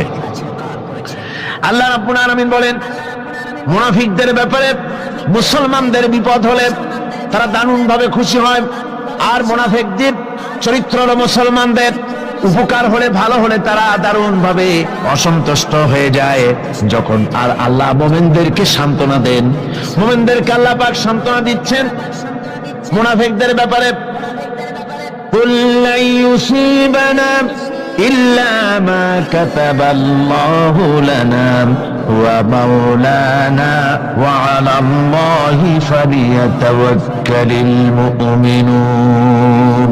মুনাফিকদের শোনায় দাও, মুমিনদেরকে বলা হচ্ছে তোমরা মুনাফিকদের শোনাও যে তোমরা যে আমাদের ব্যাপারে খুশি হচ্ছ, যে আমাদের বিপদ দেখে, আমাদের চতুর্দিক থেকে বিপদ, মুসলমানদের আজ চতুর্দিক থেকে কি বিপদ, এই বিপদ দেখে তোমরা দারুণ খুশি যে মুসলমানেরা এইবার মার খাচ্ছে, ইসলামী আন্দোলন আর কোমর সোজা করে দাঁড়াতে পারবে না, এইবার শেষ, বুদ্ধি করিয়া যে ষড়যন্ত্রের জালে আটকায় দিছি আর মুক্তি হবে না। এই যে তারা খুশি। আল্লাহ রাব্বুল আলামিন বলেন, মুমিনেরা তোমাদের ঘাবড়াবার কোনো কারণ নাই, তোমরা বলে দাও কুল লা ইউসিবানা ইল্লা মা কাতাবাল্লাহু লানা, তোমরা শোনায় দাও যে আমাদের কিছুই হয় না, আমাদের শুধু তাই হয় যা আল্লাহ রাব্বুল আলামিন আমাদের জন্য লিখে রেখেছেন, আমাদের তাকদীরে যেটা আছে ওটাই হবে, এর থেকে বেশি কিছুই হবে না। তিনি আমাদের মাওলা, তিনি আমাদের মনিব, তিনি আমাদের প্রভু, আর সমস্ত মুমিনদের উচিত সে আল্লাহর উপরই নির্ভর করা। তবে তোমরা জেনে রাখো, তোমরা আমাদের জন্য যে জিনিসের অপেক্ষা করছো, কুল হাল তারাব্বাসুনা বিনা ইল্লা ইহদাইল হুসনাইন, তোমরা আমাদের জন্য যে জিনিসের অপেক্ষা করতেছো, আল্লাহ বলছেন মুমিনেরা তোমরা বলো, তোমরা মুনাফিকদের বলো যে আমাদের ব্যাপারে তোমরা যে জিনিসের অপেক্ষা করছো তার দুটি ভালোর একটি ছাড়া কি, অর্থাৎ তোমরা আমাদের জন্য অপেক্ষা করতেছো আমরা যেন মরে যাই, আমরা যেন শেকস্ত খাই, তো আমরা যদি পৃথিবীতে মরে যাই তাহলে তো আমরা শহীদ হয়ে গেলাম, আর আমরা যদি বেঁচে থাকলাম তো আমরা তো গাজী হয়ে গেলাম। আমাদের ওই যে হাতি মরার মতো আর বাঁচার মতো, হাতি মরলেও লাখ টাকা, বাঁচলেও লাখ টাকা, আমরা মরলে গাজী, বাঁচলে কি শহীদ, কোন দিক দিয়ে আমাদের ঠগ নাই। সুতরাং তোমরা আমাদের জন্য যে জিনিস অপেক্ষা করো তার দুটো ভালোর একটি ছাড়া কি, আর আমরা তোমাদের ব্যাপারে, তোমরা যেমন আমাদের ব্যাপারে অপেক্ষা করতেছো, আমরাও তোমাদের ব্যাপারে আরেকটা জিনিসের অপেক্ষা করছি, ওয়া নাহনু নাতারাব্বাসু বিকুম আইয়ুসিবাকুমুল্লাহু বিআযাবিন মিন ইনদিহি আও বিআইদিনা, আমরাও তোমাদের জন্য অপেক্ষা করতেছি একটা জিনিসের, তোমরা আমাদের জন্য দুটি জিনিস অপেক্ষা করো, আমরাও তোমাদের জন্য দুটি জিনিস অপেক্ষা করছি, তা হচ্ছে তোমাদের শাস্তিটা আল্লাহ নিজে দিবেন না আমাদের হাত দিয়ে দেওয়াবেন, আমরা সেইটার অপেক্ষা করতেছি। ফাতারাব্বাসু ইন্না মাআকুম মুতারাব্বিসুন, সুতরাং তোমরা অপেক্ষা করতে থাকো, আমরা অপেক্ষা করতে থাকি। ব্যাপারটা কোথায় গিয়ে দাঁড়ায় আসো আমরা সকলে তা লক্ষ্য করি। সুতরাং এই মুনাফিকদের এই হচ্ছে চরিত্র, চিরকাল ইসলামের সঙ্গে বিরোধিতা করা, মুসলমানদের সাথে ঠাট্টা বিদ্রুপ করা, এটাই হচ্ছে তাদের চরিত্র। এই চরিত্র দিয়েই তারা ইসলামকে চিরকাল ক্ষতিগ্রস্ত করে এসেছে। রাসূল পাক সাল্লাল্লাহু আলাইহি ওয়াসাল্লাম এই মুনাফিকদের সম্পর্কে বলেছেন যে মুনাফিকরা হচ্ছে ইদা হাদা গাদারা, যখন তারা ওয়াদা করে সে ওয়াদাকে তারা খেলাফ করে, এটা হচ্ছে মুনাফিকদের একটা চরিত্র। তারপরে তাদের কাছে কোনো জিনিস আমানত রাখলে, ইদা উত্তুমিনা খানা, যখন আমানত রাখা হয় সে আমানতের তারা খিয়ানত করে। তারপরে যখন তারা ঝগড়ায় লিপ্ত হয় তখন তারা পরস্পরকে গালাগালি করে, আর যদি তারা কথা বলে কথার মধ্যে কথায় কথায় তারা মিথ্যে কথা বলে। এই হচ্ছে মুনাফিকদের চরিত্র। এরপরে মুনাফিকরা শুধু রুজি রুটি আর পেট নিয়েই তারা ব্যস্ত থাকে। মুনাফিকদের এই চরিত্র কোরআন এবং হাদিসে আল্লাহ রাব্বুল আলামিন স্পষ্ট করে মানুষের সামনে তুলে ধরেছেন, যাতে করে আমরা মুনাফিকি চরিত্র থেকে রক্ষা পেতে পারি। এই মুনাফিকদের সম্পর্কে সর্বশেষ কথা, আল্লাহ রাব্বুল আলামিন যেহেতু মুনাফিকরা ইসলামের সবচাইতে বেশি ক্ষতি করেছে, সেই জন্য আল্লাহ রাব্বুল আলামিন নবীকে বলেছেন যে আপনি যদি এদের ব্যাপারে ইস্তাগফির লাহুম আও লা তাস্তাগফির লাহুম ইন তাস্তাগফির লাহুম 70 মাররাতান ফালান ইয়াগফিরাল্লাহু লাহুম, আপনি যদি এদের জন্য ক্ষমা চান আর ক্ষমা আপনি নাই চান, এমনকি 70 বারও যদি আপনি মুনাফিকদের জন্য আমি আল্লাহর কাছে ক্ষমা প্রার্থনা করেন, আমি আল্লাহ রব্বুল আলামিন মুনাফিকদেরকে ক্ষমা করে দেব না। মুনাফিক হচ্ছে চরমভাবে ক্ষতিগ্রস্ত, দুনিয়াও ক্ষতিগ্রস্ত হবে, আখিরাতেও তারা ক্ষতিগ্রস্ত হবে। আল্লাহ পাকের কত বড় কথা যে কিয়ামত পর্যন্ত মুনাফিকদের জন্য হুজুর সাল্লাল্লাহু আলাইহি ওয়াসাল্লামকে বলা হচ্ছে যে 70 বারও যদি তাদের জন্য আপনি আমার কাছে ক্ষমা চান, আমি মুনাফিকদেরকে কখনো ক্ষমা করব না। সুতরাং আমাদেরকে বুঝতে হবে মুনাফিকি চরিত্র সবচাইতে নিকৃষ্ট চরিত্র, আর এই চরিত্রে আল্লাহ পাক সবচাইতে বেশি অসন্তুষ্ট হন। আল্লাহ পাক তাই বলছেন, কাবুরা মাকতান ইনদাল্লাহি আন তাকুলু মা লা তাফআলুন, আল্লাহর কাছে সবচাইতে বেশি ক্রোধ উদ্রেককারী এই ব্যাপারটাই যে তোমরা যা বলো তা তোমরা করো না, এটা বড় মারাত্মক ব্যাপার, আল্লাহ এটাকে সহ্য করেন না। সুতরাং মুমিনদেরকে আয়াত থেকে শিক্ষা গ্রহণ করতে হবে, মুনাফিকি ছাড়তে হবে, আনুগত্য করতে হবে, সবটাই আল্লাহর। কার আনুগত্য হবে? আল্লাহ এবং রাসূলের আনুগত্য জীবনের সকল ক্ষেত্রেই করতে হবে। এটাই মুসলমানদের জন্য ঈমানের সবচেয়ে বড় দাবি। তারপরে রব্বুল আলামিন বলেন, ইন্নাল্লাহা ইউহিব্বুল্লাযীনা ইউকাতিলুনা ফি সাবিলিহি সাফফান কাআন্নাহুম বুনিয়ানুম মারসুস। আল্লাহ পাক বলছেন, আল্লাহ নিশ্চয়ই ভালোবাসেন সেই সব লোকদেরকে যারা কাতারবন্দী হয়ে আল্লাহর রাস্তায় লড়াই করে, সীসা ডালা প্রাচীরের মতো ইস্পাত কঠিন দৃঢ় হয়ে যারা কাতারবন্দী হয়ে সুসংবদ্ধ হয়ে আল্লাহর জন্য যারা লড়াই করে। এখানে বলা হচ্ছে যে লড়াইটা হবে আল্লাহর জন্য, সংগ্রাম হবে কার জন্য? ইউকাতিলুনা ফি সাবিলিহি। লড়াই কিন্তু কখনোই, লড়াইটা কখনোই দেশ দখল করা, দেশ দখল করা তা আবার মানুষের তৈরি করা আইন কানুন প্রতিষ্ঠার জন্য দেশ দখল করার সংগ্রাম, মানুষের তৈরি করা মতবাদকে প্রতিষ্ঠা করার সংগ্রাম, এই জাতীয় যত রকমের সংগ্রাম আছে, যত রকমের জিহাদ আছে, এই সমস্ত সংগ্রামকে, লড়াইকে ইসলাম জায়েজ করে না। এগুলি মুসলমানদের জন্য একদম নিষিদ্ধ। মুসলমানরা লড়াই করবে কেবলমাত্র আল্লাহর রাস্তায়, ফি সাবিলিহি, জিহাদ ফি সাবিলিল্লাহ ওয়া তুজাহিদুনা ফি সাবিলিল্লাহ। লড়াই হবে কার পথে? সবে চিল্লায় বলেন, লড়াই কার পথে? লড়াই কি? জিহাদ কি? জিহাদ এই নয় যে আপনি লাঠি ঠেঙ্গা নিয়ে তারপরে বাইর হবেন আর হিন্দু খ্রিস্টান যেখানে পাবেন সমানে মারিয়া শেষ করে ফেলাবেন, এর নাম জিহাদ নয়। জিহাদ হচ্ছে আল্লাহর রাস্তায় সংগ্রাম করা, লড়াই করা। সেই লড়াইটা কি? যে কোনো উদ্দেশ্যকে সফল করার জন্য প্রচেষ্টা চালানো, প্রাণান্তকর প্রচেষ্টা চালানো, ওই প্রচেষ্টার নামই হচ্ছে কি? জিহাদ। সুতরাং এই জিহাদটা হবে আল্লাহর রাস্তায়, সংগ্রাম হবে আল্লাহর রাস্তায়। কি উদ্দেশ্যে? দ্বীন প্রতিষ্ঠার উদ্দেশ্যে। কোরআনে কারিমে রব্বুল আলামিন বলেছেন, আল্লাযীনা আমানু ইউকাতিলুনা ফি সাবিলিল্লাহ, যারা নাকি ঈমানদার তারা লড়াই করে আমি আল্লাহর রাস্তায়, আমি আল্লাহর পথে তারা লড়াই করে, সংগ্রাম করে আমার দেওয়া জীবন ব্যবস্থা প্রতিষ্ঠার জন্য। ওয়াল্লাযীনা কাফারু ইউকাতিলুনা ফি সাবিলিত তাগুত, আর যারা নাকি কাফের, ভালো করে শোনেন, আল্লাহ পাক বলছেন যারা নাকি কাফের তারাই লড়াই করে মানুষের তৈরি করা তাগুতের পথে লড়াই করে, অর্থাৎ আল্লাহর দেওয়া রাসূলের দেওয়া বিধানকে বাদ দিয়ে মানুষের তৈরি করা, অন্যের তৈরি করা মতবাদ প্রতিষ্ঠার পিছনে সংগ্রাম করে। এখন আপনি দেখেন এই পৃথিবীতে সমাজতন্ত্র কার তৈরি? মানুষের। আল্লাহর না মানুষের? জোরে বলেন, এটা কার তৈরি? আল্লাহর না মানুষের? জাতীয়তাবাদ কার তৈরি? আল্লাহর না মানুষের? পুঁজিবাদ কার তৈরি? আল্লাহ না মানুষের? সমাজতন্ত্র কার তৈরি? আল্লাহ না মানুষের? ধর্মনিরপেক্ষতাবাদ কার তৈরি? আল্লাহ না মানুষের?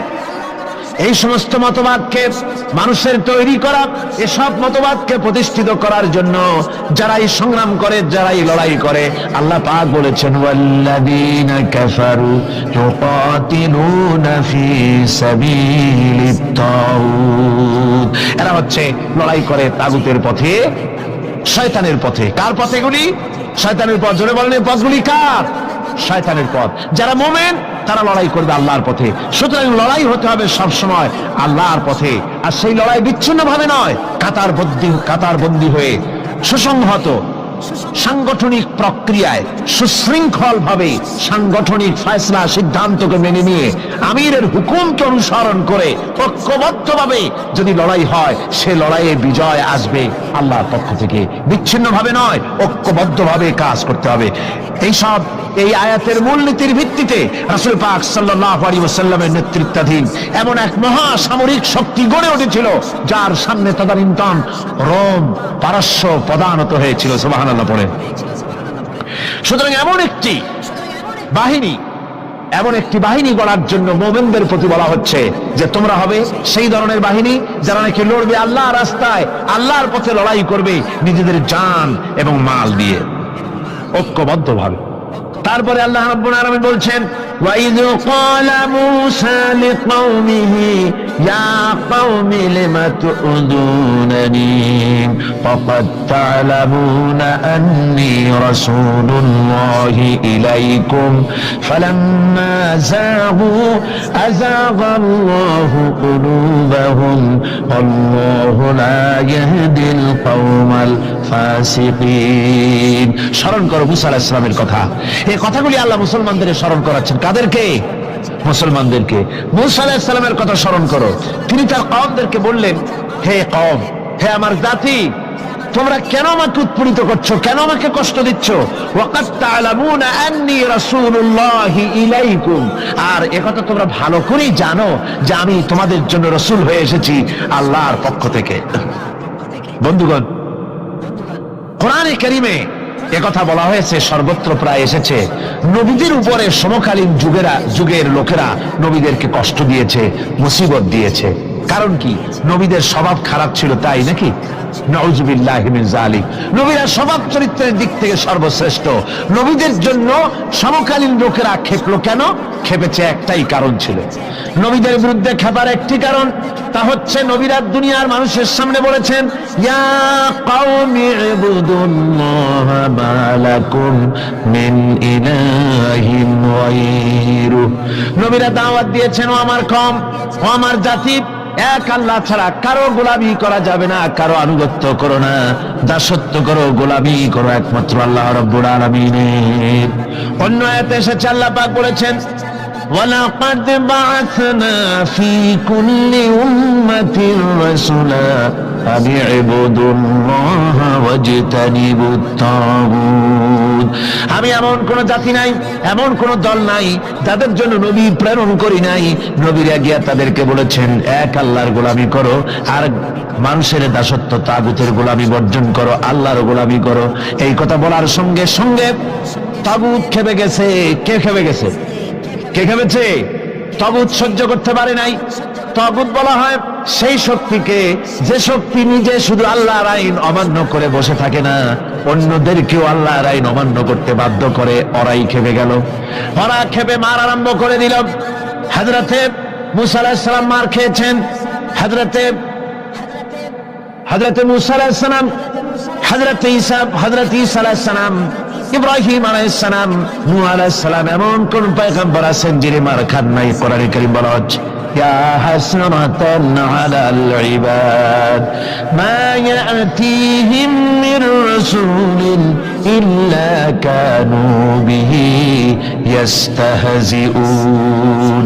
আফসোস বান্দার উপরে, এমন একজন রাসূল পাঠাই নাই যার সঙ্গে সমকালীন যুগের লোকেরা ঠাট্টা করে নাই, বিদ্রুপ করে নাই, পাগল বলে নাই। এমন একজনও পাঠাই নাই। যাকেই পাঠিয়েছি তার সাথে সমকালীন লোকেরা ঝগড়া বিবাদ করেছে, মারধর করেছে, অত্যাচার করেছে। বিশ্বকবি, কবি সম্রাট আল্লামা ইকবাল রহমাতুল্লাহ আলাইহি বলেছেন, সতীজা কা রহা হ্যায় अज़ल से ताइम रोज सतेजा का रहा है असल से ताइम रोज चरागे मुस्तफा भी से शरारे बुलावी। মুস্তাফার শিখার শাখে মুস্তাফার দীপ শিখার সাথে আবু লাহাবের অগ্নিস্ফুলিঙ্গের সংঘর্ষ চলে এসেছে, আবহমান কাল থেকে শুরু হয়েছে, আজও চলছে, কিয়ামত পর্যন্ত চলতে থাকবে। তবে কিনা আবু জেহেলের, আবু লাহাবের অগ্নিস্ফুলিঙ্গ নির্বাপিত হয়ে যাবে, আর মুস্তাফা সাল্লাল্লাহু আলাইহি ওয়াসাল্লামের দীপ শিখা জ্বলতেই থাকবে, নিভে যাবে না। সুবহানাল্লাহ পড়ে, নিভে যাবে না। কারণ হচ্ছে আল্লাহ পাক বলেছেন, ইউরিদুনা লিইউতফিউ নূরাল্লাহি বিআফওয়াহিহিম ওয়াল্লাহু মুতিম্মু নূরিহি ওয়ালাউ কারিহাল কাফিরুন।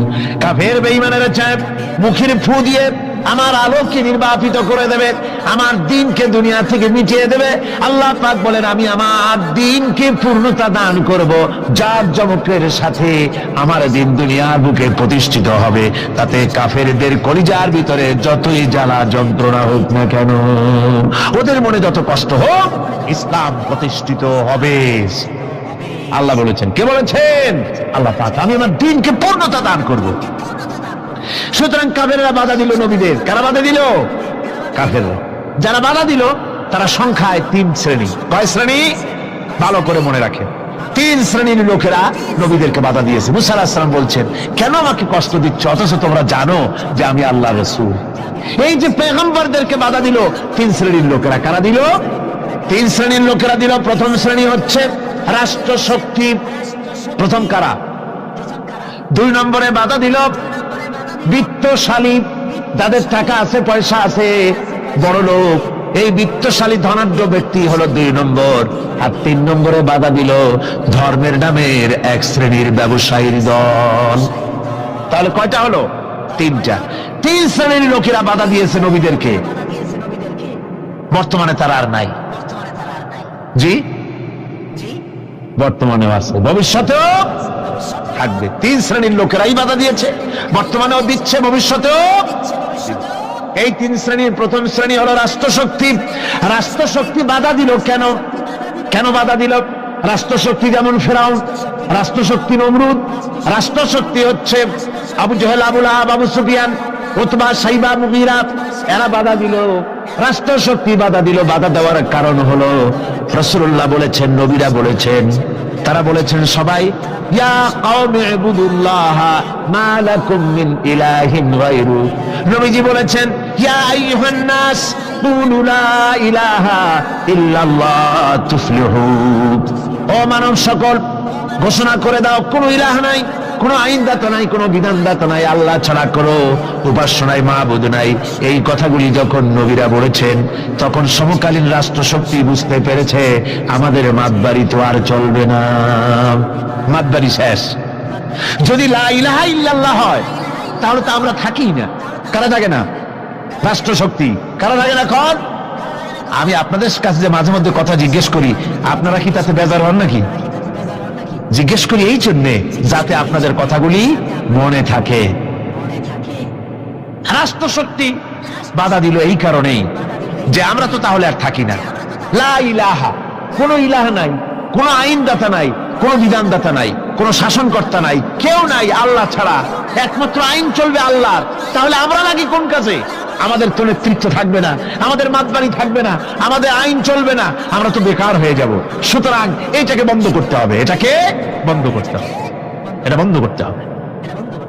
এই আইন যদি চালু হয় তাহলে তো মৌজ করা যাবে না, ফুর্তি করা যাবে না, ইট, ড্রিঙ্ক এন্ড বি মেরি, এগুলি তো আর চলবে না। ডু ফুর্তি, নো চিন্তা, এসব তো আর চলবে না।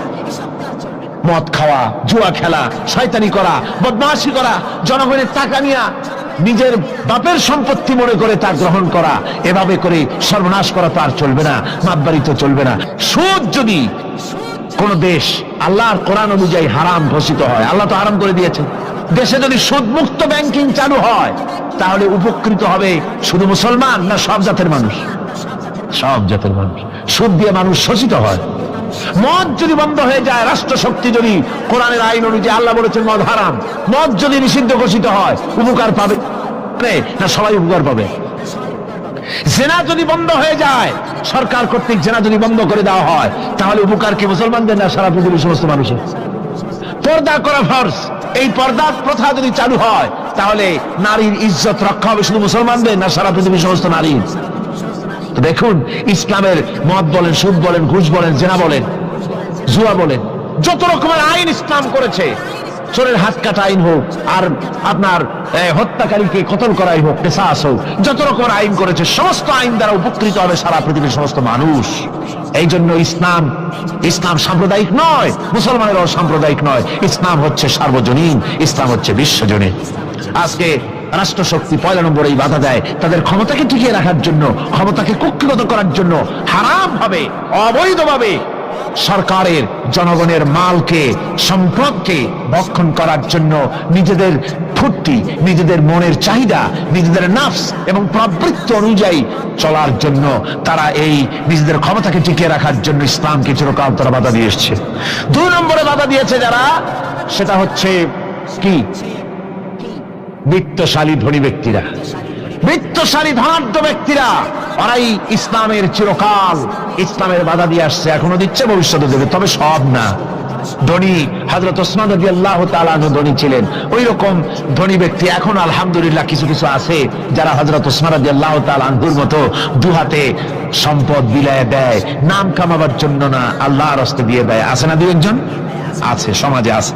কিন্তু অধিকাংশ বিত্তশালী ব্যক্তিবর্গ তারা বাধা দেয় ইসলামকে। বাধা দেয় কেন? বাধা দিয়েছিল মুসা আলাইহিস সালামের জামানায়, হুজুরের জামানায় উমাইয়া বাধা দিয়েছিল। এভাবে করে প্রত্যেক যুগে বড় বড় ধনীরা তারা ইসলামকে বাধা দেয়। তাদের আল্লাহ তাদের টাকা দিয়েছে, পয়সা দিয়েছে, অবৈধভাবে তারা পয়সা নিজেরা উপার্জন করেছে। এই পয়সা দিয়ে তারা সাহায্য করে বাতিলকে, ইসলামকে সাহায্য করে না, ইসলামকে সাহায্য করে না। বাতিলকে অমুক দলের নেতা আসবে, অমুক দলের অমুক আসবে, ৫০,০০০ টাকা দিয়ে দেয়, ৫০,০০০ টাকা, ২ লাখ টাকা, ৫ লাখ টাকা, অমুকের ইলেকশন তো দিয়ে গেল ৫ লাখ, ১০ লাখ, ২০ লাখ, কোটি গানের টাকা দিয়ে গেল, ২-৩ কোটি দিয়ে দিল। কিন্তু ইসলামের কোরআনের মাহফিল হবে, তাফসীর হবে, ৫টা টাকা বাইরেতে কলিজাটা ছটফট করতে থাকে এইসব লোকের, ঠিক কিনা কন?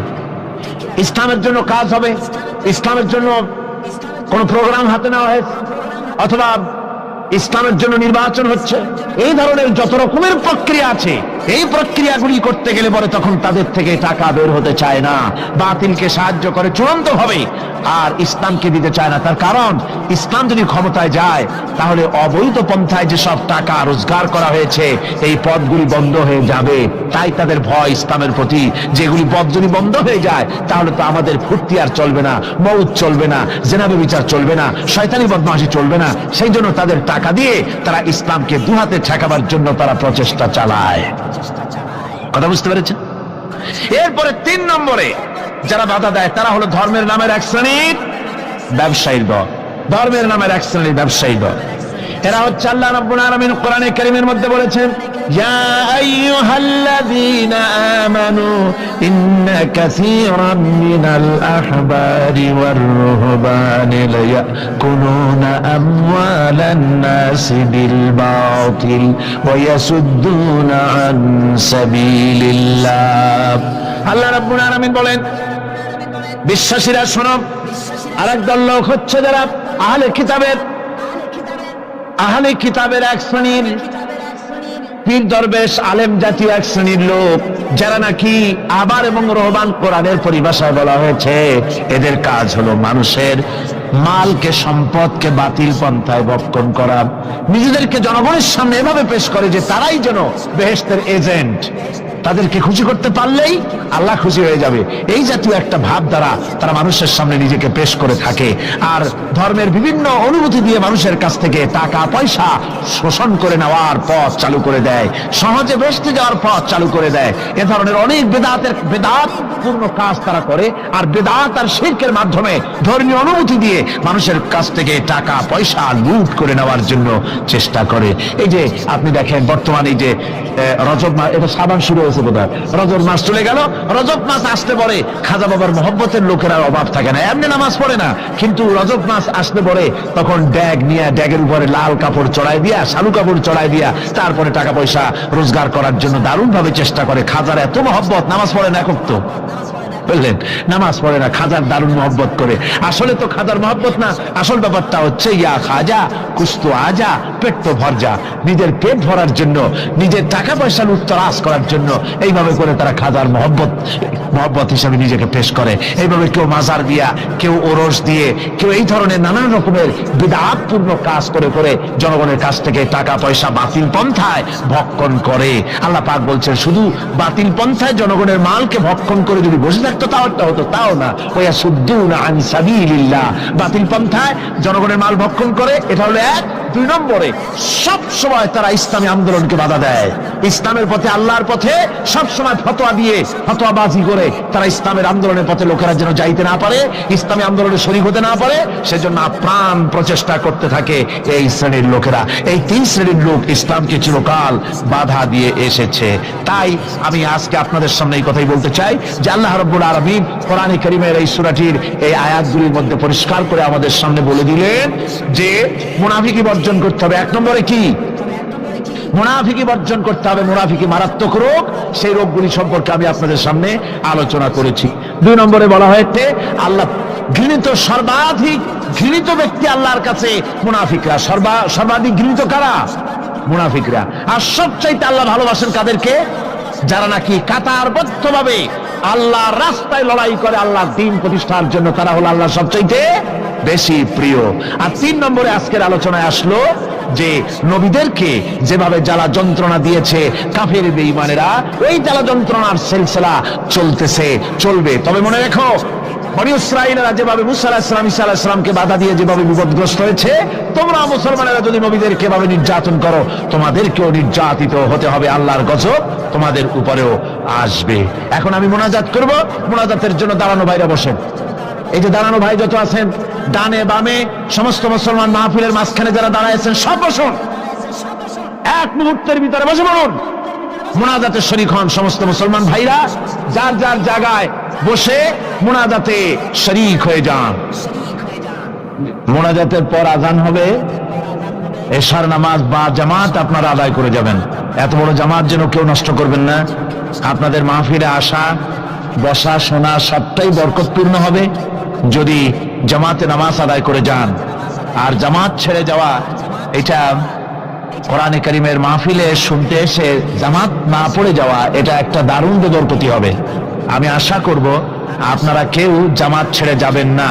উজুর ব্যবস্থা তো আছে, উজুর ব্যবস্থা আছে। উজু না থাকলে উজু করে নেবেন। মোনাজাত শেষ হওয়ার সাথে সাথে যাদের উজু নাই, উজু করে আসবেন। আল্লাহুম্মা আমিন।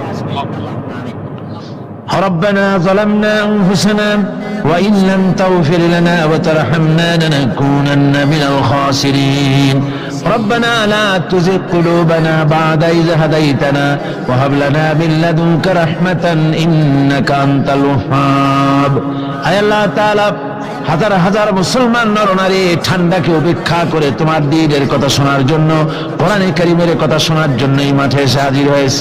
আল্লাহ তুমি দয়া করে মেহেরবানি করে আলোচনার সওয়াবটুকু হুজুরে পুর নূর সাল্লাল্লাহু আলাইহি সাল্লামের রূহ মুবারকে পৌঁছে দাও। রব্বুল আলামিন, আমাদের মধ্য থেকে যাদের মা বাপ দুনিয়া থেকে জনমের মতো বিদায় হয়ে গেছে, আল্লাহ কবরে যদি আযাব থাকে দয়া করে আযাব মাফ করে দাও। আল্লাহ আমাদের মা বাপের উপরে তোমার রহমত নাজিল করো। রব্বিরহামহুমা কামা রব্বায়ানি সগীরা, রব্বিরহামহুমা কামা রব্বায়ানি সগীরা। হে আল্লাহ রাব্বুল আলামিন, এই মাহফিলে যত লোক আছি আমরা, কার কোন ব্যাধি আছে, রোগ আছে, আমরা তুমি ভালো করে জানো। আমাদের প্রত্যেকের ব্যাধিকে তুমি শিফায়ে আজলা দান করে দাও। اللهم حبب إلينا الإيمان وزينه في قلوبنا وكره إلينا الكفر والفسوق والعصيان واجعلنا من الراشدين ربنا تقبل منا إنك أنت السميع العليم وتب علينا إنك أنت التواب الرحيم سبحان ربك رب العزة عما يصفون وسلام على المرسلين الحمد لله رب العالمين واجعل آخر كلمتنا عند الموت لا إله إلا الله محمد رسول الله يا معشر الجن والإنس إن استطعتم أن تنفذوا من أقطار السماوات والأرض ফানফুযু লা তানফুযুনা ইল্লা বিসুলতান। হে পৃথিবীর মানুষেরা আর জেনেরা, যদি সম্ভব হয় আমার আকাশের নিচের থেকে জমিনের উপর থেকে বেরিয়ে যা। লা তানফু, বেরিয়ে যেতে পারবে না।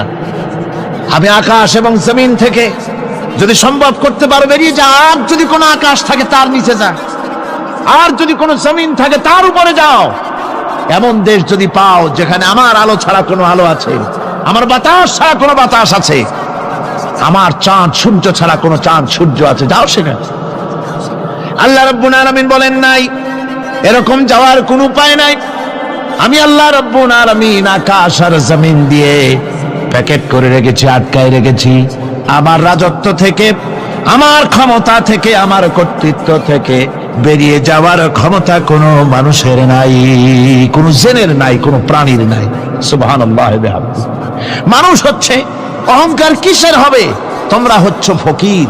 আল্লাহ পাক বলছেন ওয়াল্লাহুল গানিয়্যু ওয়া আনতুমুল ফুকারা। আল্লাহ হচ্ছেন গনি। আল্লাহ কি? গনি, বেনিয়াজ, বেপরোয়া। ফাআলুল লিমা ইউরিদ, যা খুশি তাই করে, কারো মুখাপেক্ষী তিনি নন। কোরআনে কারীমে রব্বুল আলামিন বলেছেন নবী আপনি আমার ব্যাপারে, আমার গুণাবলীর ব্যাপারে বলুন। কুল হুয়াল্লাহু আহাদ, পড়েন সবাই। কুল হুয়াল্লাহু আহাদ আল্লাহুস সামাদ লাম ইয়ালিদ ওয়া লাম ইউলাদ ওয়া লাম ইয়াকুল লাহু কুফুয়ান আহাদ। আল্লাহ পাক বলেন বান্দারে, ও আমার নবী আপনি বলুন আল্লাহ পাক এক এবং একক, তিনি নিরঙ্কুশ, তিনি বেনিয়াস, তিনি কারো মুখাপেক্ষী নন, তিনি কাউকে জন্ম দেন নাই, তাকেও কেউ জন্ম দেয়নি। আকাশ এবং জমিনে আল্লাহর সমকক্ষ কেউ নাই। তোমরা হচ্ছ ফকির আর আমি আল্লাহ হচ্ছে বেনিয়াস। লিল্লাহি মা ফিস সামাওয়াতি ওয়া মা ফিল আরদ, আকাশে যা আছে জমিনে যা আছে সব আল্লাহ। সব কার? আল্লাহ পাকের। সুতরাং কিসের অহংকার, কিসের মাতবাড়ি? মানুষ পেছনের কথা ভুলে যায়, মোটেই চিন্তা করে না। একটু আগে যারা ক্ষমতায় ছিল আজকে তারা ক্ষমতা হারা, আজকে যারা ক্ষমতায় এলো তারা আবার ক্ষমতা মস্তদে বসে দুনিয়ার সব বিপদ আপদ ভুলে যায়। কি করে আরো বেশি লুটপাট করা যায়, আরো বেশি মানুষকে শোষণ করা যায়, মানুষ এই চিন্তাই করে। অহংকারে, ক্ষমতার দর্পে ফেটে পড়ে, চিন্তা করে না পেছনের কথা। আল্লাহ রাব্বুল আলামিন বলেন যারা নাকি মুমিন বান্দাদের বিনয় এবং বিনম্রতা তাদের মধ্যে সৃষ্টি হয়ে যাবে, তার কারণ হলো আল্লাহ পাক বলেছেন ওয়ালা তামশি ফিল আরদি মারহান ইন্নাকা লান তাখরিকাল আরদা ওয়া লান তাবলুগাল জিবালা তুলা। ওয়ালা তামশি ফিল আরদি মারহান, আমার জমিনের উপরে অহংকার করে পা ফেলো না। তুমি কি পারবে অহংকার করে আমার জমিনটাকে বাটাই দিতে? কি বলেন, পারা যাবে? অহংকার করে জমিনের উপরে লাথি মারেন জোরে, জমিন ফাটবে? ফাটবে না, আপনার পা ছিঁড়ে যাবে। আপনি কি পারবেন অহংকার করে পাহাড়ের উচ্চতা লাফ দিয়ে ছাড়াই যেতে পারবেন? তাও পারবেন না। সুতরাং আল্লাহ পাকের উপরে ঈমান আনলে পরে তাদের মাথা এভাবে নত হয়ে যায়, অহংকার তাদের মধ্যে জায়গা পায় না। অহংকার কিসের অহংকার তোমার? মানুষ তার জন্মের কথা, কোরআনে কারীম বলে মানুষ কি তার জন্মের কথা স্মরণ করে না? তোমার তো এমন অবস্থা ছিল দুনিয়ায় উল্লেখযোগ্য বিষয়বস্তু হিসাবে তুমি পরিগণিত ছিলে না। তুমি হচ্ছ, তোমার জন্মের উৎস কথা হচ্ছে এক ফোঁটা নাপাক পানি, এমন নাপাক পানি যা শরীর থেকে নির্গত হলে পরে গোসল করা ওয়াজিব হয়ে যায়। এমন এক ফোঁটা নাপাক পানি যার জন্মের উৎস, তার আবার অহংকার কিসের? পৃথিবীতে অহংকার যারাই করলো আল্লাহ পাক তাদেরকে ভালো করে দেখায় দিলেন। নমরুদকে দেখায়ছেন, ফেরাউনকে দেখায়ছেন, যুগের ছোট ছোট নমরুদ ফেরাউন যেখানে যেখানে খুদে খুদে ফেরাউন হয়েছে আল্লাহ সকলকেই দেখিয়ে দিয়েছেন, দেন নাই? দেখিয়ে দিয়েছেন। সুতরাং মাথা নিচু করে চলতে হবে, বিদ্যার বড়াই করা চলবে না। কত লেখাপড়া করেছো তুমি? এমএ পাস করেছো, তাতে কি হয়েছে? সবে মাত্র বর্ণবোধ পড়েছো, জ্ঞানের রাজ্যে পা ঢুকিয়েছো, এখনো কিছু শেখনি। টাইটেল পাস করেছো, তো কি হয়েছে? কদ্দুর শিখেছো? নিউটনের মতো মানুষ মৃত্যুর সময় বললেন, জ্ঞান সমুদ্রের বেলাভূমিতে দাঁড়িয়ে সামান্য বালু কণা নিয়ে নাড়াচাড়া করলাম, অথই সমুদ্রের কিছুই দেখতে পারলাম না। শেখ সাদি রহমতুল্লাহ আলাইহি ইন্তেকালের সময় বলেছেন, মালুম শোধ কি হিচ মালুম না শোধ, সারা জীবন সাধনা করে বুঝিলাম ইহা যে কিছুই বুঝিলাম না। এগুলি হচ্ছে জ্ঞানীদের কথা। আর কোন রকম ইউনিভার্সিটির বারান্দা দিয়ে 3-4 দিন হাঁটছে, কয় যে সব বুঝি। কি বুঝছো? কয় দেয়ার ইজ নো গড, স্রষ্টা বলতে কেউ নেই। পাগল কি আর গাছে ধরে মিয়া? সুতরাং বিদ্যার বড়াই চলবে না, স্বাস্থ্যের বড়াই চলবে না, অর্থের বড়াই চলবে না। অর্থের বড়াই করবে, কত অর্থ তোমার হয়েছে? আল্লাহ যদি ইচ্ছে করেন ব্রেনের মধ্যে, মগজের মধ্যে এমন টিউমার করে দিবেন, মগজের মধ্যে এমন ক্যান্সার করে দেবেন, হার্টের ভিতরে এমন ক্যান্সার লাগাই দিবেন, 14 গোষ্ঠী বিক্রি করলে ঔষধের পয়সা হবে না। পারবে কিনা আল্লাহ কন? জোরে বলবেন, পারবেন কিনা? এমন বহুত অসুখ আছে ডাক্তাররা বোঝেই না ঔষধ দেবে কি। হযরত ইউনূস আলাইহিস সালাম মাছে তারে গিলে ফেলে দিল, হতাশায় তিনি হার্ট ফেল করেন নাই। মাছের পেটের মধ্যে যদি কেউ চলে যায়, বেরিয়ে যাওয়ার জন্য কোনো ব্যাকডোর আছে নাকি কন? পালাবার কোন রাস্তা আছে? মাছের পেটের জানালা দরজা আছে কিছু? কিছুই নেই। তিনি হতাশ হলেন না, মাছের পেটের ভেতরে বসে হযরত ইউনূস আলাইহিস সালাম বুক ভরা আশা নিয়ে আল্লাহর দরবারে তিনি ঘোষণা করলেন, লা ইলাহা ইল্লা আনতা সুবহানাকা ইন্নী কুনতু মিনাজ জালিমিন। পড়েন না সবাই, লা ইলাহা ইল্লা আনতা সুবহানাকা ইন্নী কুনতু মিনাজ জালিমিন। হযরত ইউনূস আলাইহিস সালাম বললেন, আল্লাহ তুমি ছাড়া কোনো ইলাহ নাই, তোমার পবিত্রতা ঘোষণা করছি, আমি জালিমদের অন্তর্ভুক্ত হয়ে গেছি। তিনি যখন চিল্লাচ্ছিলেন, মাছির পেটের ভিতরে বসে যখন কাতরুক্তি করতেছিলেন, আল্লাহ বুঝি তখন শোনেন নাই সে কথা? কি বলেন? আল্লাহ বুঝি তখন তন্দ্রায় বা নিদ্রায় ছিলেন না? আল্লাহ পাক কি ঘুমান? তন্দ্রায় যান? লা তাখুযুহু সিনাতুন ওয়ালা নাওম। আল্লাহ রাব্বুল আলামিন বলেন, কোন তন্দ্রা বা নিদ্রা আল্লাহ রাব্বুল আলামিনকে স্পর্শ করে না। হযরত ইউনূস আলাইহিস সালাম যখন মাছের পেটের ভিতরে বসে চিৎকার মারলেন, আল্লাহ পাক বলেন, ইউনূস রে, তোমার ওই ডাক কেউ শোনে নাই, দুনিয়ার কোন রাজা বাদশাহ শোনে নাই, দুনিয়ার কোন বন্ধু বান্ধব তোমার শোনে নাই, কিন্তু আমি তোমার আরশের মালিক, আমি রব্বুল আলামিন শুনেছি। শুধু শুনি নাই, সঙ্গে সঙ্গে জবাব দিয়ে দিয়েছি। ফাস্তাজাবনা লাহু ওয়া নাজ্জাইনাহু মিনাল গাম্মি। পড়েন, ফাস্তাজাবনা লাহু ওয়া নাজ্জাইনাহু মিনাল গাম্মি ওয়া কাযালিকা নুজিল মুমিনিন। আল্লাহ পাক বলেন, আমি জবাব দিলাম। মাছের পেটের ভিতরে বেদনা শুরু হয়ে গেল, মাছ আর তলদেশে শুয়ে থাকতে পারলো না, সাঁতরাতে পারলো না, মাছ ভেসে উঠল উপরে। পেটের যন্ত্রণায় মাছ কিনারায় চলে এসে বমি করে দিতে পারলে যেন বাঁচি, এই অবস্থা মাছের হলো। কিনারায় চলে এলো, বমি করে ইউনূস আলাইহিস সালামকে ফেলে দিল, মাছও বাঁচলো, ইউনূস আলাইহিস সালামও বাঁচলো। আল্লাহ রাব্বুল আলামিন বলেন, মুমিনেরা শোনো, শুধু ইউনূসকে নয়, ওয়া কাযালিকা নুজিল মুমিনিন। এইভাবে করে মুমিন বান্দারা যদি আমাকে ডাকে, আমার কাছে যদি হাত ফায়লায়, আমি আল্লাহ রব্বুল আলামিন মুমিনদের এভাবে বিপদ মুক্ত করে দেই। আল্লাহ পাক বিপদ মুক্ত করে দেন। ওয়া ইয়াত্তাকিল্লাহা ইয়াজআল লাহু মাখরাজা, আল্লাহকে যে ভয় করে আল্লাহ তার জন্য রাস্তা খুলে দেন। জোরে কোন সুবহানাল্লাহ। দেখেন ইউসুফ আলাইহিস সালাম, জুলাইখা তাকে আটকায় ফেলেছে ঘরের মধ্যে, তালা দেওয়া, খিল দেওয়া, সিটকানি মারা, পালাবার পথ নাই, চতুর্দিকে উলঙ্গ নগ্ন চিত্র। আর এই সুন্দরী যুবতী নারী জুলাইখা তার প্রেম নিবেদন করেছে হযরত ইউসুফের কাছে। যৌবনে ভরা টকবগে যৌবনের যুবক হযরত ইউসুফ আলাইহিস সালাম, সৌন্দর্যের পিরামিড, বাঁচার কোনো পথ নাই জুলাইখার কুপ্রবৃত্তি চরিতার্থ করে দেওয়া ছাড়া।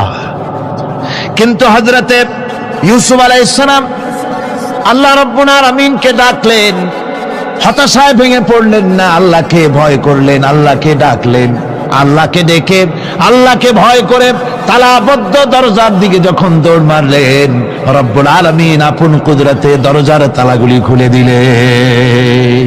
ভাইরা আমার, এভাবে করে মুমিনেরা কখনো হতাশ হয় না। ফাইন্না মাআল উসরি ইউসরা, ইন্না মাআল উসরি ইউসরা। মনে রাখতে হবে, দুঃখ কষ্টের সাথে থাকে সুযোগ সুবিধা, আর প্রত্যেক অসচ্ছলতার সাথে থাকে উদার সচ্ছলতা। এর কোনো বিপরীত কখনই হয় না। আল্লাহ রাব্বুল আলামিন এইভাবে করে মুমিনদেরকে বলেছেন যেন তারা হতাশায় ভেঙে না পড়ে।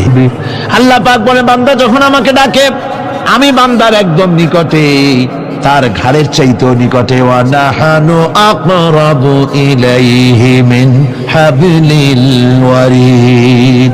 আমি আমার বান্দার সরক, যে রগের উপরে তার মাথা, এর থেকেও আমি আমার বান্দার বেশি নিকটে। সুবহানাল্লাহ পড়ে। আমি তোমার কাছে, আমার কাছে মাপ চাও, যত বড় গুনাহ হোক। ওয়া ক্বালা রাব্বুকুম উদউনি আস্তাজিব লাকুম। তোমার প্রভু তোমাকে ডেকে বলেছে, আমাকে ডাকো, আমি মাফ করে দেব। সুবহানাল্লাহ বিহামদিহি। কত বড় কথা, আমাকে ডাকো, নিরাশ হয়েও না, হতাশ হয়েও না। আল্লাহর গজব বেশি না রহমত বেশি? আল্লাহর রহমত বেশি। হাদিসে কুদসির ভিতরে এসেছে, আল্লাহ পাক বলেছেন, কোন বান্দা যদি আমার দিকে এক বিগত অগ্রসর হয়, আমার রহমত তার দিকে এক হাত এগিয়ে যায়। কোন বান্দা যদি আমার দিকে হেঁটে আসে, আমার রহমত তার দিকে দৌড়ে যায়। বান্দা যখন আল্লাহর দরবারে দুহাত উঁচু করে চোখের পানি ফেলে দেয়, মুসলিম শরীফের হাদিসের ভিতরে এসেছে, গভীর রাতের তৃতীয় অংশে আল্লাহ রাব্বুল আলামিন প্রথম আকাশে আসেন আর ডেকে বলেন, পৃথিবীতে আছো নাকি কেউ গুনাহ করে জীবন বরবাদ করে দিয়েছো, আমার কাছে মাপ চাও। ঋণগ্রস্ত আছো, অসুস্থ আছো, অপমানিত আছো, কে আছো মাজলুম, আমাকে ডাকো, আমার কাছে বলো, আমি ডাকের সাড়া দেব, জীবনের আশা পূরণ করে দেব। ওই সময় যেই সমস্ত লোকেরা কান্দে তাহাজ্জুদের নামাজ পড়ে, আল্লাহ জিজ্ঞেস করেন ফেরেশতারা, অমুক অমুক দেশ অমুক অমুক বান্দারা কান্দে কেন? ফেরেশতারা বলে, রব্বুল আলামিন তুমি তো ভালো করে জানো। আল্লাহ বলেন, জানি, তবু তোমাদের মুখে শুনতে চাই। তারা বলে, রব্বুল আলামিন তোমার এই বান্দা গুনাহ করেছি, গুনার জন্য মাপ চায়, জাহান্নাম থেকে বাঁচতে চায়। আল্লাহ পাক বলেন, ফেরেশতারা আমার এই বান্দারা আমারে দেখেছে নাকি? বলে দেখে নাই। বলে আমার দোজখ দেখেছে নাকি? বলে না, তাও দেখে নাই। আমার বেহেশত দেখেছে নাকি? বলে না, তাও দেখে নাই। আল্লাহ পাক বলেন, ফেরেশতারা সাক্ষী থাকো, ওরা আমাকে দেখে নাই, আমার বেহেশত দোজখ কিছুই দেখে নাই, শুধুমাত্র আমার নবীর কথা, আমার কোরআনের কথা বিশ্বাস করে আরামের ঘুমকে হারাম করে যেভাবে তারা কাঁদতেছে, সাক্ষী থেকে যাও ফেরেশতারা, আমার রহমতের দরিয়ায় জোশ মেরেছে, আমার ওই ক্রন্দনরত বান্দাগুলিকে আমি আল্লাহ মাফ করে দিলাম।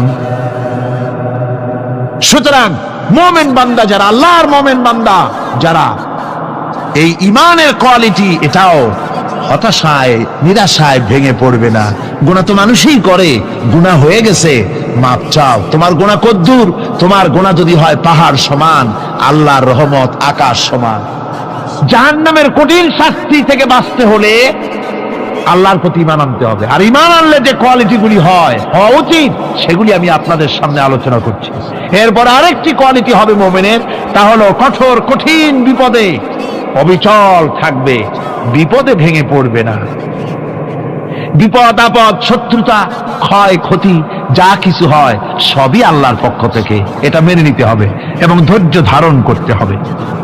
বিপদ মুসিবত শুধু উম্মতের জন্য নয়, দুনিয়ার সমস্ত নবীদের বিপদ এসেছে। হয় নাই নবীদের বিপদ আসে নাই? কোরআনে কারীম থেকে শুনুন, আল্লাহ রাব্বুল আলামিন বলেন, وَكَذَلِكَ جَعَلْنَا لِكُلِّ نَبِيٍّ عَدُوًّا مِنَ الْمُجْرِمِينَ। আল্লাহ পাক বলেন, এমনি করে আমি সকল নবীদের শত্রু বানিয়ে দিয়েছি সব পাপিষ্ঠ আর অপরাধ প্রবণ লোকদেরকে। প্রত্যেক যুগে নবীদের শত্রু ছিল, প্রত্যেক যুগে নবীদের কি ছিল? শত্রু ছিল। সে শত্রু কারা ছিল? আল্লাহ পাক বলছেন নবীদের শত্রু ছিল পাপিষ্ঠ আর অপরাধ প্রবণ লোক, এরাই ছিল নবীদের দুশমন। রাসূলগণের অবস্থা যদি এই হয়, তাহলে তার উম্মত, ওই দিনের ধারক বাহক যারা, তাদের বুঝি বিপদ আপদ হবে না? নাকি হবে কিনা? তো ইসলামের বিরোধিতা যারা করে, কোরআনের পরিভাষায় বলা হয়েছে ইসলামের দুশমন, নবীদের দুশমন। দুনিয়ার সব পাপিষ্ঠ আর অপরাধ প্রবণ লোকেরাই ইসলামের দুশমন হয়, নবীদের দুশমন হয়। আজও দেখেন, আজও তাকিয়ে দেখেন, ইসলামী আন্দোলনের বিরোধিতা যারা করে তারা পাপিষ্ঠ চরিত্রের কিনা, তাকায় দেখেন, খুঁজে দেখেন সর্বত্র।